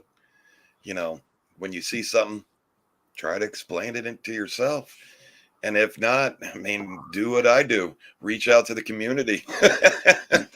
Drop it on their laps. Well, think about what it must have been like for the shamans and the Native Americans and our ancestors made from Europe and all that kind of stuff, whatever. They must have had to deal with this supernatural reality, this interdimensional, ultradimensional reality.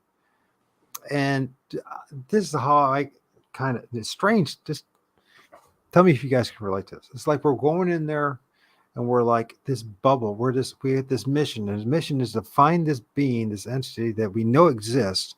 But in order to even to get to that point, we have to go through this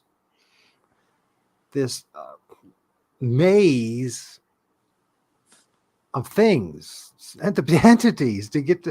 I mean, this is something that we have to deal with, and it's something we have to talk about because it's not a unique thing. Anybody that does spend any time with this, listen, you're going to get screwed with by freaking these, whether they're poltergeists or the interdimensional beings, whatever. I think there are multiple different things.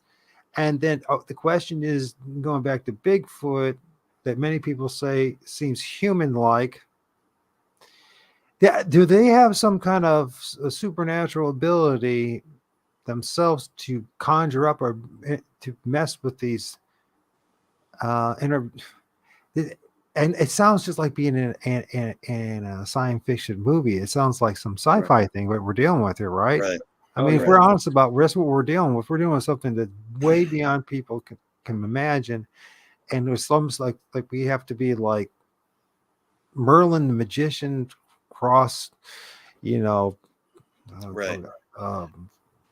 Was Merlin? Well, I can honestly tell you one of our Who's team the one at members. the round table? Who's the one with the round table? Not King Arthur? King Arthur. Yeah. So Yeah. it's figuratively speaking, let's see it this way. If you're going to be a researcher in Bigfoot, you're going to have to be like King Arthur, like a physical hunter that understands, the physical prey, and Merlin magician. Because it's a bad way, it's a bad analogy. Right. It came up to me, but the thing is, that's what's we're doing. Mm-hmm. Right. What are we gonna do, man? I mean, am I leading you to nowhere? What do we do? What's the next phase? And okay, what is the next phase for you, gentlemen, for this year? Because now that you know that we're dealing with something, and you're dealing with something that's interdimensional, and just for lack of better words, right? It's something that's beyond woo, but something that's more than beyond the physical, trying to get to the physical. What are we going to do to get to the physical? That's the point of all this. Our point is to get to the physical, to find that thing Right. that we call Bigfoot, Dogman, or to improve to it, right? But we're going to have to go through all this. And we can't put our heads in the sand. If we keep doing it, we're going to have another 50 years of, nonsense. Right. And man, I'm telling you, I hate to mash them together, the spirit world along with Bigfoot. Give it a choice. You got to do it. Somebody's got to do it. I'll be the one to do it. And if you don't like it, I'm sorry. I mean, but we got questions. We got if things. you're a going serious on. researcher, you have to. Everyone comes to this point, and you have to say, Right. okay, what am I going to do? Right. I You mean, know? because if we don't, then it's just going to be the same answer. But if we could figure out along the way to get to the final ending of this, wow, man, Well, what a and I great would story. stretch. I'm going to stretch it here a little bit, and you say, "Oh, come on, can't speak." What if we actually get to the final destination? We have the answer now, like or maybe our ancestors did, for cancer, for social, harmony, to all these other things that we're hoping for, or even better yet, just to have a better life for our own stuff and our own families. Right? I know it sounds crazy, sounds like out of the question, but let's be also let's think about the shamans of old, the people of old who interacted with this stuff, that knew this stuff was real, that somehow they were able to be. I'm not saying they had a perfect life. No one. This place is the way it Right. is. It's you're not going to have. They didn't have perfect, and they weren't saints, and they weren't. They did Right. terrible things, but just like everyone else. But they knew how to. They were more connected with reality than we are today. That's the reality. That's our situation. Right. I believe we are, as hard as it's the stomach, that we are so disconnected from reality at this point. We're disconnected from nature. Yeah, we're disconnected from nature. Right. And the multiple facets of it. Oh, absolutely. Which turns out that it's damnedest thing is there is something kind of spiritual in it. Right. As embarrassing as it may be, but you know what? I think a lot of people really don't have an issue with it. It seems to be more in the Bigfoot community itself. I think go ahead. I think people need to stop in this community, the Bigfoot community. Stop. Everybody just, you love making your videos. That's awesome. You're doing this. Yeah, you're talking to millions of people. I think I said this last week. We got a voice. What we say can get out just a little bit farther than your common, my next door neighbor doing this. Let's work together. Let's be honest. Let's all get together. And so what? There's a million researchers together. Let's cover a whole area. Don't stop saying no. Stop saying, I want to be the best. Let's just prove this. Let's help out a community. They did it for aliens. Right. Did it for ghosts. Let's do it here. Yeah, and the funny thing about human nature is even those two communities, those two areas of research, they can't get honest. But there are, but it's not true because I just listened to two guys. As far as ufology, they're starting to see the connection, and themselves are starting to be brave enough to bring in the Bigfoot connection to this whole thing, right? Right. Because there's a Bigfoot connection to the ufology, and we can't just dismiss the fact that these reports of, oh yeah, I saw Bigfoot just disappear, go through a portal of went through this thing that we call UFO. There is no wrong or right answers to this yet. But if it did happen, and we have to trust and then verify, and the only way we're going to verify is by learning how to cope and deal with all aspects of this.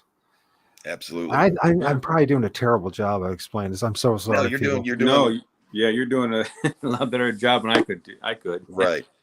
Now, here's another image, and tell us about this one, and then I'll leave you guys go. I know we do go so a couple hours, so almost. Well, I could talk all night. I can too, if you want to as well. The problem is I get people complaining. Like last night, I was talking to Jared for 3 hours, and it was like it wears you out a little bit. But I love talking to stuff because it's so big. Once you get into this, people, it's so much bigger than Bigfoot. Right. Even if you end up encountering Bigfoot, even if you end up seeing Bigfoot, like I have, it's like, okay, it's not enough. And you're like, okay, what the hell's going on? What's the next level? What's the next step? What's the next thing? What's going on? Right. It's almost like a weird hero's journey in a way. Right. You know what I mean? All that will take a back seat when the government says, yes, they do exist there. They do exist.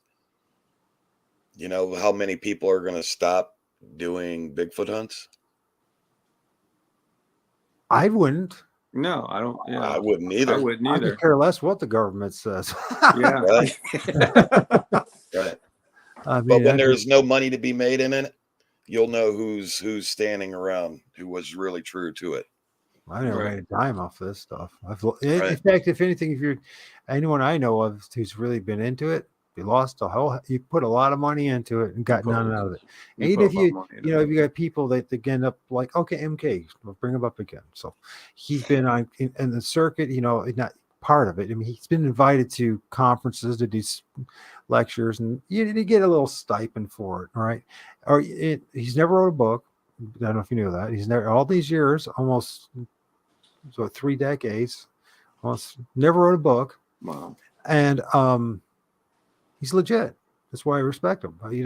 Now mind you, it doesn't. I don't have a problem if you do write a book, as long as you're willing to.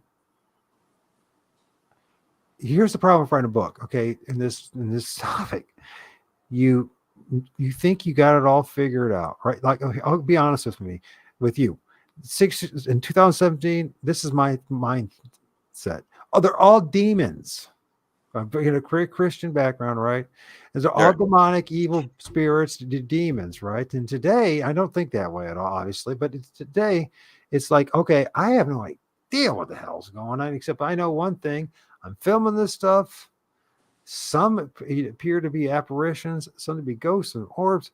There's some physical. There's some. How did that thing that looks like a Bigfoot be so translucent during the day? Right. Mm-hmm. Yeah. How could I see the outline of it? I could see the eyes and the mouth, and yet I could see the trees and everything behind it. Yep. Mm-hmm. And then people say, "Well, that's because they're cloaking." And I'm like, "You don't know that. I don't know that." Right. I'm being honest with you. I have no idea what they're doing. That's when a lot of people ask me. They said, "Hey, cameraman, do you believe in cloaking?" I don't know. Right. I don't know. Can you demonstrate it for me? Can you verify it for me? And then we'll go from there. You know what I mean? I get it through movies and stuff what cloaking is. I mean, yeah, it kind of looks like the Predator kind of thing. You know what I'm saying? Or that was a movie. Yeah, it was a movie, and it was Right. at the time it was an awesome movie, by the way. Yeah, that's someone else telling you what cloaking is. Right. You know what I'm saying? But then you also got to understand too, okay, as much as we don't like to hear it or not, the government is involved with Hollywood and producing movies and projecting images and there's predicting things and leading is social engineering is what they use it for. So were they confusing us? Is there a possibility through their example or their suggestive of what cloaking is that they had totally confused us of what it actually is? Right. We are you know what I mean? So we don't really know. So when we say it's cloaking, we can only say we have to put it in question marks. Right. All right. Or quote, Absolutely. When you're doing this, you need to set all that aside, what you were told, what something looks like, what you were told, what something sounds like. When you're doing this kind of research, you have to set that aside, and get the movies out of your head and do the research to find out if it's true or not.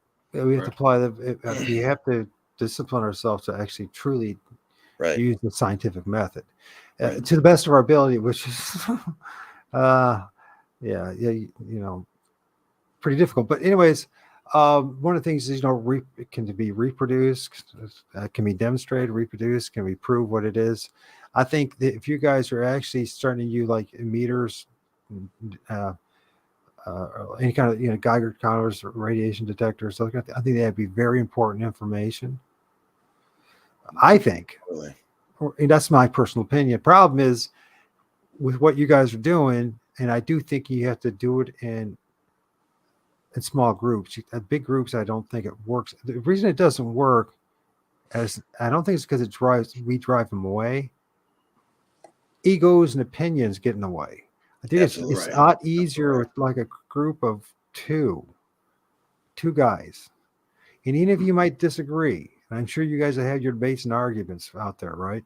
But Never? Mm. Well, that's then you really are in a blessed situation, brother. Right. So work together, okay? Because Absolutely. we need dudes like you who can, because you know what's going to happen. I've seen it happen. How many times have I seen it happen? Guys go out in the field and they got how like 3 different cameras on. They got different light sources. They got the audio. They got they got. I mean, next thing you know, you're more armed up than somebody is ready to do combat in the Middle East somewhere. You know what I Mhm. mean? You're just Right. not. And but it's going to happen, and that's the way it's going to be. And so we have to figure that one out. So Right. what are we looking here? What is it? What do you think? It looks like it's in the sky. Is that where? No, that's No. behind a bush or a tree. That was That was And the temperature is really that high? And what time of the year was this? that was towards the fall, like late. No, that was late fall. yeah, that was late fall. Yeah. Wasn't that about the same time as the other picture that was taken? Right. When we found that nesting area. Yes, that's what I was gonna say. We found that nesting area. Yep. Well, we found an area that we Assume. ourselves thought was a nesting area. Mhm. ghillie suit, especially. Yeah, it did. Yeah, you're right. Especially the flesh and blood ones. I mean, I think the flesh and blood ones can fool you into think that they're damn Yeah, root ball. I took this picture and zoomed in on that white spot, and you can almost see eyes and lips. Try it. Save it to your device and zoom in on it. You'll be amazed. Is this the eyes? Now, up in its face, Well, like what you Oh. think would be the head area where it's the red is around it. Mhm. oh, right here, there's Yeah. eyes. Yep. Yep. I might have to use software for that. Yeah. Wait, On mine, wait a minute. Wait.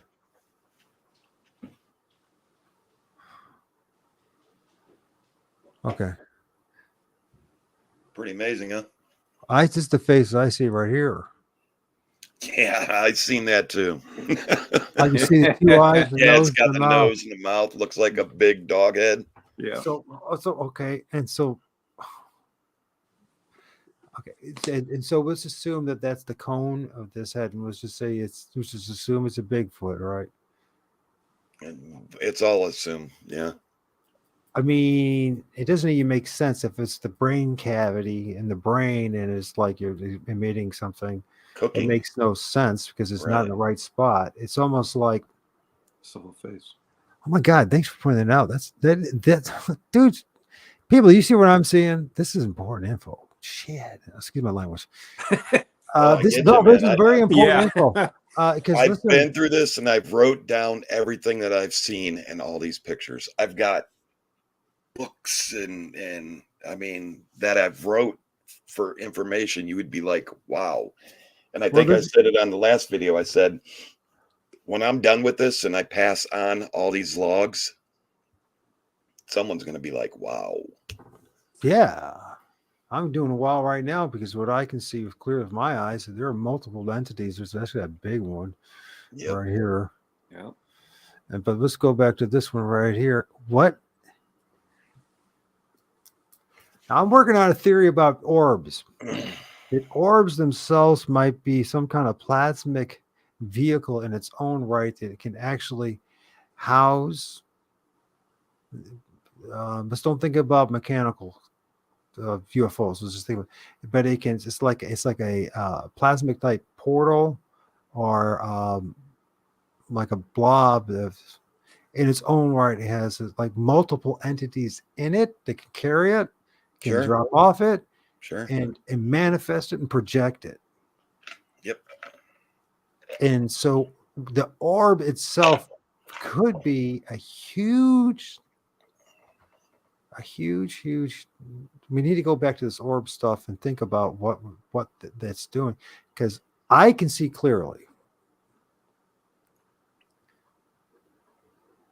Now that you pointed out the head, which I wasn't even paying attention to. Yep. No, we go through these. I would argue that we tear them apart, man. I would put my money on it that it's Bigfoot. Can't say it because I but I didn't can't see say it. 100%. I can't say 100%. But when it's in the face and everything, it's like, so what is that? It's on his head, or what is it on its head? Is it projecting it? I mean, That's what I'm saying. Everything that you think you know about Bigfoot or what a Bigfoot looks like, throw it out right now and let's just examine what we have. that's right. What we have is not Right. a lot of physical bodies. We, the people, I'm not saying they're not out there. I'm not saying that the government or people that have the clout don't have them. I'm just Right. saying we don't have them. So we got to deal with what we got. Right. And, So let's deal with the evidence that we have. I mean, I don't want to see something, seeing something walking 50 miles away from me in the bushes and you going, that's a Bigfoot. I don't want to hear that guy. I want to see this stuff. now, what if it's one of the things that I'm observing, gentlemen, is that when I do see these things or film these things or having, especially if I have an encounter, and there's always association with the trees, and they're always going through or coming out of the tree. I'm not making it up. Right. And afterwards, those trees die. I wonder if these things use the life force of the trees in order to not only to exist, but to manifest. Let's think the trees as like a neuron in this planet. Think of neurons, and and you think about how there's two ends, right? There's the little branches and all that. Right. Say there's ones that go out to the ether, to a sky, and there's the trunk, and then the roots, and going down into the ground and into the ground, the water table. Right. And if you think about the tree is a wonderful, like a conduit and battery, in which made these things. And I've interviewed a guy, he's called the O.R.D. Whisperer from Australia, who knows how to draw these things into him and move them around and all that kind of stuff. And he's good at filming them. And he says they live in the trees. He says the orbs come out of the trees. He says, and I wasn't expecting it. I knew of him, but he didn't know anything of me, right? Right. And he put down a list of stuff, and I don't think he heard any of my theories or ideas. And one of the very first things he said, they come out of the trees. They live in the trees. Wow. I'm starting to believe that. Yeah. So, yeah. Well, go ahead. Cameraman, you have said numerous times, you would call me on the radio and say, hey, I just saw this orb come out of this tree. Yeah. I've heard it numerous times from you. Right. So yeah, I could see that. Right. See, go ahead. This too, before we even start the video or the live stream, we're out there an hour to 2 hours, sometimes 3-4 hours before we even go live. Yeah. That makes sense. So you're preparing yourself and getting the right location and right. sussing out it's probably, that's a good way of going about it. Yeah, right. You know what I mean? Right. Getting them comfortable enough to come towards you, asking them to come towards you, gifting them food. I mean, I believe that plays a good role. But I've been asked, like, why do you go through and talk to them? I don't believe that they might know English because we're in a English speaking area. I talk to them for the calmness of my voice. If they do travel through orbs, they can feel it, right? They can sense your voice. And if it's calm, then it's calm. If you're out there, mother effer, get over here. Who's going to want to come towards you to that? They're going to think, wow, this dude's crazy. I'm getting out of here. So a good calm, putting vibrations out there, a good calm vibration. Sure. I think they feed off of it. Do you guys know about Bob Monroe and the Loosh? That name rings a bell, but if you don't know, the Monroe Institute, and he did a lot of research on near-death experiences and more importantly, out-of-body experiences. And he says he's dead now, but he was legit. He serious scientist. He said that they in communication with things on the other side. They said that they feed off what's called loosh, off our emotions. You know, right? Okay, they feed it. They call it loosh. They feed off our emotions. That's an We important do it thing. as humans. Well, we do it to each other, don't we? Absolutely. Yeah, we do. Right. Yep. And so, yeah, that's too surprising. Then on the other side, maybe that's like it's a form of energy. It's a source of energy for them, feeding off our emotions. And I noticed that the more calm you are about it, and the more you're not afraid, and you face your fears, the more they would be present. And I think this is part of the dark night of the soul, or the hero's journey that we individually are going through. I think there's anybody else could. It's a weird way. I'm going to tell you this. What I see it is that ignorantly and subconsciously we're going through a phase of a shamanic ritual, a tradition, and we don't even realize it because it's 2023 and we've Western, education, so it doesn't register us as now. But we are going through a form of a shamanic ritual in which we're interconnecting or connecting ourselves again with a deeper reality, in which it also includes different beings. Now, so what I discovered in 2022 when I started calling upon the Lord of all spirits, the Most High, right? I'm not telling anybody to get religious. I'm not telling you to become a Christian. Don't just forget about all that stuff. I'm just telling you this is what I did. And I spoke out loud in a very positive and impassionate way. And by myself, by the way. It wasn't a performance to other human beings. It was by myself, and it was a performance. If anything, it was a communication to the Most High, to the Creator, well, the Creator Spirit, and out loud that I'm telling you, within days, the images that I was filming from my front porch, my backyard, were some of the best ones I ever filmed, and most vivid and all that. So my point in all this is that you were talking about speaking out loud. And it is important and to understand who you're speaking to and why you're speaking. Right. And the emotions, they do feed off it, and they recognize it. Now, if you're out there and you're just I should shut up. Go ahead. You were say something? No. Go for it. Okay. No. If you could tell, I've been thinking about this and doing this stuff, right? Talking. I'm supposed to be the interviewer, but I'm like, no, I just want to, my shows are going to be more like this. I think the more of conversations, you know what I mean? Because I hope you guys are coming back. Oh yeah, I would love to come back. Definitely come back, because we gel and we're on the same wavelength, and we want the same thing. Ultimately, when we want the answer to all this, we want to have that real contact with, how Grassman, Bigfoot, Sasquatch, and understand fully what we're in, but get ourselves into.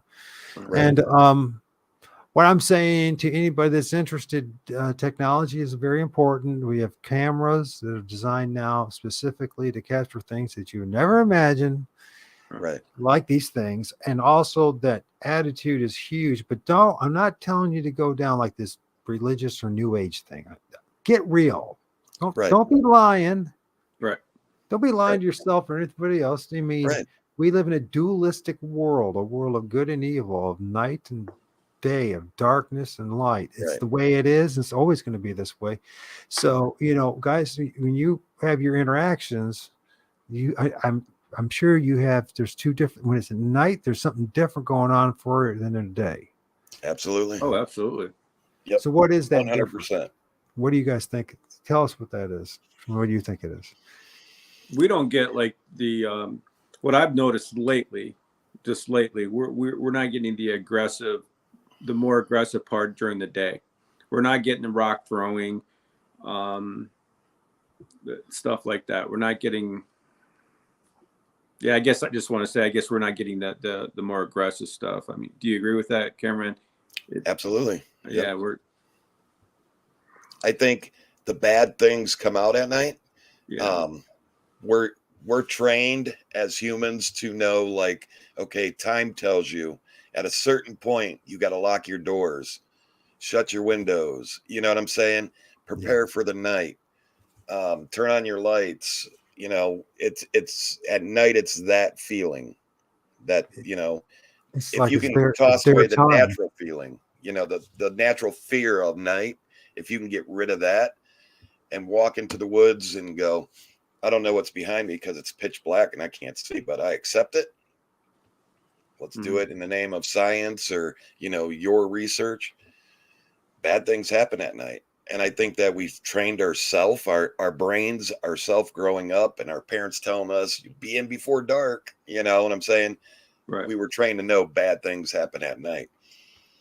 Well, because they do. Yeah. Right. Yeah. Right. Exactly. Right. I mean, we're always, you know, we always have reminders around us, starting with time, you know, that remind us that, ooh, it's getting dark. You know, what time is it? Okay. Lock the doors, make sure the back door is locked, make sure your car doors are locked. You know what I'm saying? Yeah, well, you know, this comes down to what I'm seeing. You know, you hear about this phrase, and everybody thinks, and it's religion's hijacked it, right? There's children of the night and there's children of the day. Yep. I think humanity, we are the children of the night, of the day. Excuse me, not the night, the day. We can't function at night. No, Right. we can't. We can't without flashlights, artificial light. You know, we cannot do anything. Right. And so, this goes back to the shamanic principle of what you guys are doing, which is called the dark night of the soul, of facing the darkness. And what they used to do is they would have a 12-year-old boy, that part of his ritual was he would go somewhere for 2 or 3 days by himself in some sacred spot, not eat no food, no water, and learn what his destiny is through the spirit realm, right? Right. And so it was in the darkness. He had to be by himself in the darkness.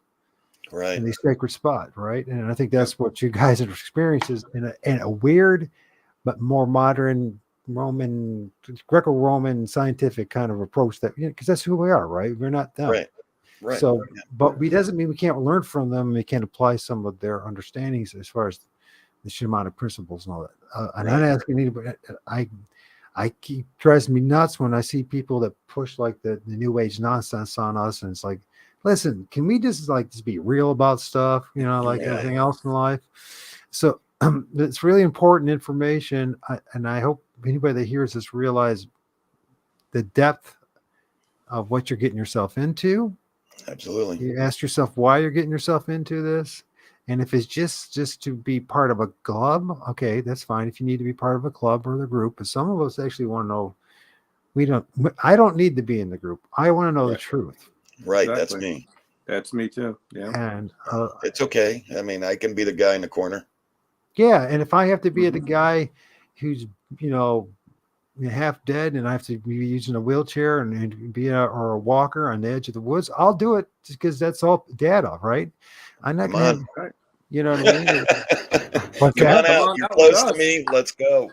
Yeah. You want to be bait? You just said no. I'm just joking. Oh yeah, I'll do it. Hey, listen, no. Listen, we'll give you a glow stick, and we'll be back. Yeah. Wouldn't that be interesting as scientific? I'd be willing to do it, by the way. Oh, I love you, man. Well, let's listen to this. Okay, I just have set it up and just have me or someone like me just sit in the darkness all night and take pictures, see what happens. I think, I mean, you would have to have a strong-willed person that it didn't play on their psyche. You know what I'm saying? Yeah. Because like what I was saying, bad things happen at night, but we have also heard bumps and screams and stuff during the day. Yeah. But most of the bad stuff happens at night. But putting somebody out there alone, and even me and Trapper, when we go lights out, it really works on your brain. Oh, it does. I've watched it work on Trappers, and I'm sure Trappers watched it work on me. Oh, yeah. The cold is what gets to me. That's the only thing. The temperature drops. So if we're gonna do it, it's gonna be the summer because I don't like the cold, and it's gonna. But you know, I'm no, because I'm not. I'm listen. We'll talk about it because I talked to Mike Patterson. Right, I interviewed him, right, and Sasquatch. MT Paranormal Mike. Huh? MT Paranormal Mike or no, from Sasquatch, Ontario. Mike Patterson, the one who has. Oh, you probably know about him. A lot of people think he's a fraud and all this kind of stuff, and I don't think he is. I think he's had his own weird experiences that aren't ours. Because I've had the same thing. My name is Mike as well, and I've had some sound almost just like his. Go, Mike, and I'm like, right now, I'm talking like 20 yards away from me in the day. I know it was a very early morning, but it's daylight. The sun was out. And like, wow. where the hell? There's nobody there. And I know for a fact. In fact, my response was that I got so upset I started F-bombing it and everything. So you know what I mean? Yeah. But that was then. And Oh, yeah. but I'm talking to Mike when our was about, because I was thrown in the Dark Night of the Soul, right? And I'm said, because that's one in his own way he was doing it when he was, whether you believe or not, it's up to you. You know what I mean? Experience will either tell you that it's real or not. You know what I mean? Right. But when I first heard his stuff, I thought it was just bullshit. He was faking it, right? You know what I mean? But now that I look, I said, you know what? I don't know why you would even want to fake it at that point. He's not made a dime off the damn shit. He's got more problems than that. His girlfriend just left him because you know what I mean? This is stuff you go through when you go down this road, folks. I mean, it's not just there's a price to pay for truth, and it always is the case. But I want to do before I die and pass away. I'm at an age now. I know I have my son, but I'm in a situation that it is what it is. And that's this year, and synchronicity always works with the stuff. But I want to have my night, the dark night of the soul. I want to do it. I want to sit there in the darkness and face my fears. I did. I got I'm stranded out there. Yeah. Yes, that's right. You have. Yeah. So tell us about it. What it was like for you? Because I mean, that changes.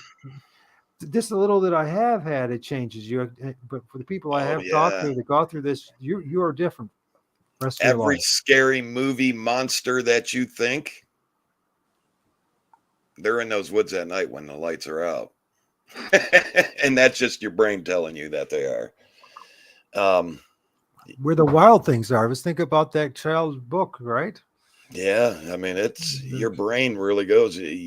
Every little bump, every little tree snap, birds flying at night, or bats, you're like, oh my God, there's the devil. Something's gonna suck my soul. I'm not gonna make it through the night. But you just, like I said, the dark really plays games with you. And like I said, I've witnessed it with Trapper. I'm sure he's witnessed it with me. Mm-hmm. Well, I've seen it just you guys walking, and when you get freaked out and you're like, whoa, what was that? I can see that the one was the last time you guys put up one. There was a night investigation. There was you were freaking out a little bit there. So I'm talking.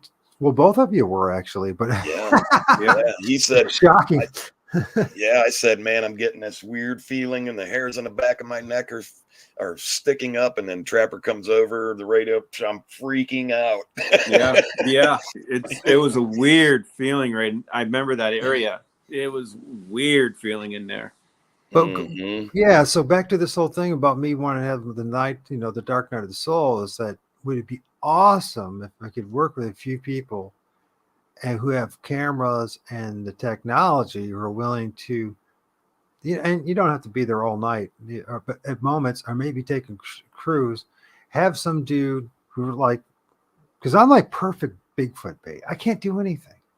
Whatever comes, I'm not going to be able to run. I have MS. I'm not going to be able to even, I'm just going to have to just sit there and endure it. What would happen filming it? Maybe nothing, or maybe it could be amazing revelations. Something that, but think about what I'm saying. I know it sounds crazy, and everybody hears this, but no, I not as an investigator, I know it's the next step. The next step is to just someone has to just be the bait. Yeah. I'll be the bait. What the hell? Every time we go out, I'm wondering which one of us are the bait tonight. I don't say it, but I'm thanks. He's leaving me. He's on a trail, but he's leaving me behind, but he's also pulling farther ahead of me. So I might witness him get eaten, or, he's going to be like, cameraman, you there? Come here. Cameraman. But, Cameraman, where are you? there are places, the places around us, and Ohio's an incredibly spiritually charged place, they say, Oh, yeah. because of all the Indian mounds and everything else. But finding one that we know is very heavily charged, that has had sightings, and just setting it up. I mean, I'm going to do it regardless if anybody else shares the journey with me, because it's really between me and my creator, right? So this is something that I feel I have to do. Yeah. If it's not me, somebody else, one of you guys, anybody that hears this, think about what I'm saying. I totally 100%. Yeah. But I'm saying to have I think that it's like a one rite of passage. Yes. And what they would do is they would have a place, and there'd be like a circle of rocks. And then they would have what's called a cairn, which is like in the middle of it was like a stack of rocks with like an opening in the. And they would be there, and the only thing they have is, a bear skin or whatever the hell they were using at the time, just something to sleep on, and that was it. That's all you were allowed. And you were there for 2 or 3 days. And I'm not saying to do that the exact same thing, but what would happen if we or somebody was willing and had the technology that, that had the thermals, they had the infrared, that had all the infrared ambient lighting set up and everything, and just that person just sat there and just see what would happen. Yeah. I'm serious. What would happen? What would happen? Does anybody have done that? Does anybody know? Has anybody done that? I mean, I know you guys like walked around for an hour, which is I'm still respect or two, and recording each other. But I mean, like stay in one spot for the whole night. That's what you did. And deep in the woods, you can't leave, you can't run. You're there. And a lot of people would run, but if you find someone who can't run or is not, or you know what I mean, that's like me. If I know once I'm plopped in the woods somewhere, there ain't no going anywhere. Right. Because my MS. I get you. You know what I mean? There ain't no going anywhere. Not till daylight, and then it's going to be a struggle. So that's why I'm going to do it. But I'm asking other people to, because I think. Hey, I'd go out with you. I can't run either, so we'd be good. Well, just hear what I'm saying, and then I'll shut up about this. But I think it is the next step, an evolution of research of understanding what we're dealing with. That's all I can say. At this point, I don't know what else we can do except the next step is that we have to literally. Yeah, there's a lot of next steps, to be honest with you. But yeah, that's one of them. It's definitely one of, especially in the summertime, especially when you have when would be the highest potential to, although bugs, and we'll talk about it anyway. So listen, guys, this has been awesome. I am, I hope everybody learned something, a little something. Yeah, a little something. It's not like every day that we get out there and talk about stuff. No, we don't get these chances too often. That's what I want this show to be about. I'm not here to. I know you have your scary stories, and guess what? So do I. Right. We so talk does about everybody else. Yeah. So let's just. And by the way, there's going to be more scary stories. And there's not going to change the damn sure. So you're still going to have to do a research. So here it is, man. It's the cameraman and crew. Hey, thank you. Thank you for the two of you. I know you were talking about there was a couple others going to join us. Are some of them in the chat now? Who's CP? So CP, thank you. Little socialism, thank you. And everybody else, if you're still there, Sheldon, thank you for being my right-hand man and being there. And you guys needed to talk and get together. And go. Anybody hears this, go to the Cameraman YouTube channel. Yeah, subscribe. Take the ride with us. We need you. Yeah. Yeah. They're good guys, man. They're solid. And I understand I'm picky too, so a lot of people don't like me, and I understand it. And dislike is a bad word to me. I like it. Well, I like you guys because you're serious about the damn thing. I mean, you're not just not like just this is who I am. I mean, I've always been really, since it happened, right? Since the moment it happened, since the first encounter, I'm like, listen, actually the first sighting. Right. I'm like, oh man, the world. I knew that they lied to me because I've been in the truth movement. So I, did all the research about all the different, you name it, the governments and the banking Right. system, the Vatican and the monarchies and everything. But when this became reality and not just theory or not just, it's like, oh boy, Right. this whole place is not what they said it is. Right. They did Right. not tell me the truth. And I believe that You're right about that. Yep. each and every one of us has just a little bit of piece of the puzzle to start put it back together again. If not for us, for future generations. Definitely. Right. Yep. That's what it's Yep. all about. And then somewhere down the line, the puzzle will be complete. Someday. Yep. Yeah. And I think that if you have that attitude, I think it makes the mission and the journey a lot more meaningful, Absolutely. more rewarding. Absolutely. Yeah. And along the way, you get to see some beautiful places. Oh, yes, you do. And seriously, I don't know what this is. Do you guys know about Unknown? Let's see. And the Unknown Outdoors YouTube Yes, channel? that's Trapper's Yeah. channel. Oh, that's yours. Okay. I didn't know you. I didn't realize. We did the cameraman and Cameron and I decided to have me start a channel, and what we do is put the extra footage on there. Yep. Okay. Like, so when I leave the cameraman, a lot of times I'm filming. So I'll put up on YouTube, what I'm seeing out there, leaving the cameraman. Yep. Do you want? Yeah, I'll put that in the information box after the show awesome. and make sure. But I'll put some backpack. I'm gonna put some backpacking videos and stuff like that too. It's gonna be like all about the outdoors. Right. But I encourage the people that are watching the Bigfoot stuff as well. Watch when I'm out there backpacking, because they may see something out there that I'm backpacking, or when I'm out there camping, or when the cameraman is with me too, because the cameraman is going to do this with me as well sometimes. Absolutely. They may see something, because if we're hiking or backpacking or camping, we may not be always looking for that, but maybe somebody can see that out there, when Right. and throw it on up for the evidence. And we get to cover a lot more of an area. Mm-hmm. Well, I think it's a good idea that both of you are doing your thing as well. I think that as much information as possible. Absolutely. When you guys get bigger, and don't forget this clown. Don't forget me, okay? Here's nothing. Brother.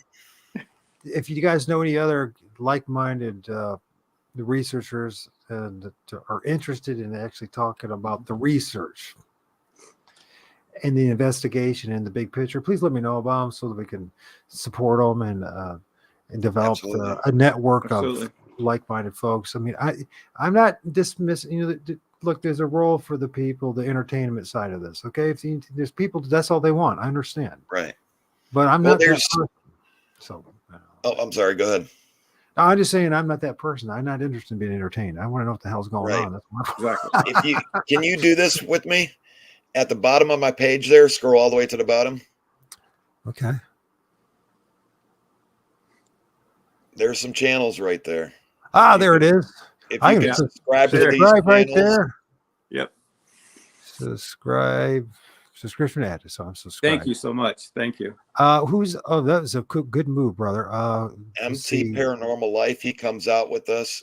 You'll see some video work that he's done with us. Squatch Topic. We talked to him. He also works with us. Yeah. Yep. And the Biggie Outdoors. This is an amazing image. It's with the hand holding on to that thing. I mean, you could just transfer. And then when we were talking, did you hear with the interview and we're talking about the flying branches? Did you see that one? The part in the interview? No. Okay. But yeah, there's stuff I know that. Do you guys interact with those guys? Oh yeah. Yeah. Okay. Absolutely. I haven't talked to those guys in probably 4 years. So I took a long break. Like I told you, this 2020 and 21, those 2 years I spent all my energy and resource and time trying to warn people about the agenda afoot, right? Mhm. that you can't talk about. If you do, this is the reason why they took down my channel for medical disinformation or misinformation for talking about it. Again, they blocked me for 2 weeks, right? And they took down my Yeah. first one because of it. And so it's like, They've hit me with so much stuff that I can't do. You know, and I right. think that's Oh yeah, ridiculous. we didn't even talk about that. We're supposed to. So that's another reason to come back. Let's talk more about deeper stuff, what we're going through Absolutely. personally on the Absolutely. internet. But this is a good place to Yeah, stop. because you're So, getting monitored, you're getting, told what you can put up and what you can't, and who to tell or why, yeah, it's crazy. yes, it is. And it's, I would use the word, it's damn right evil is what it is, Yeah. what's going on. Yeah. Yep. You know what I mean? That's, I think it's always been that way.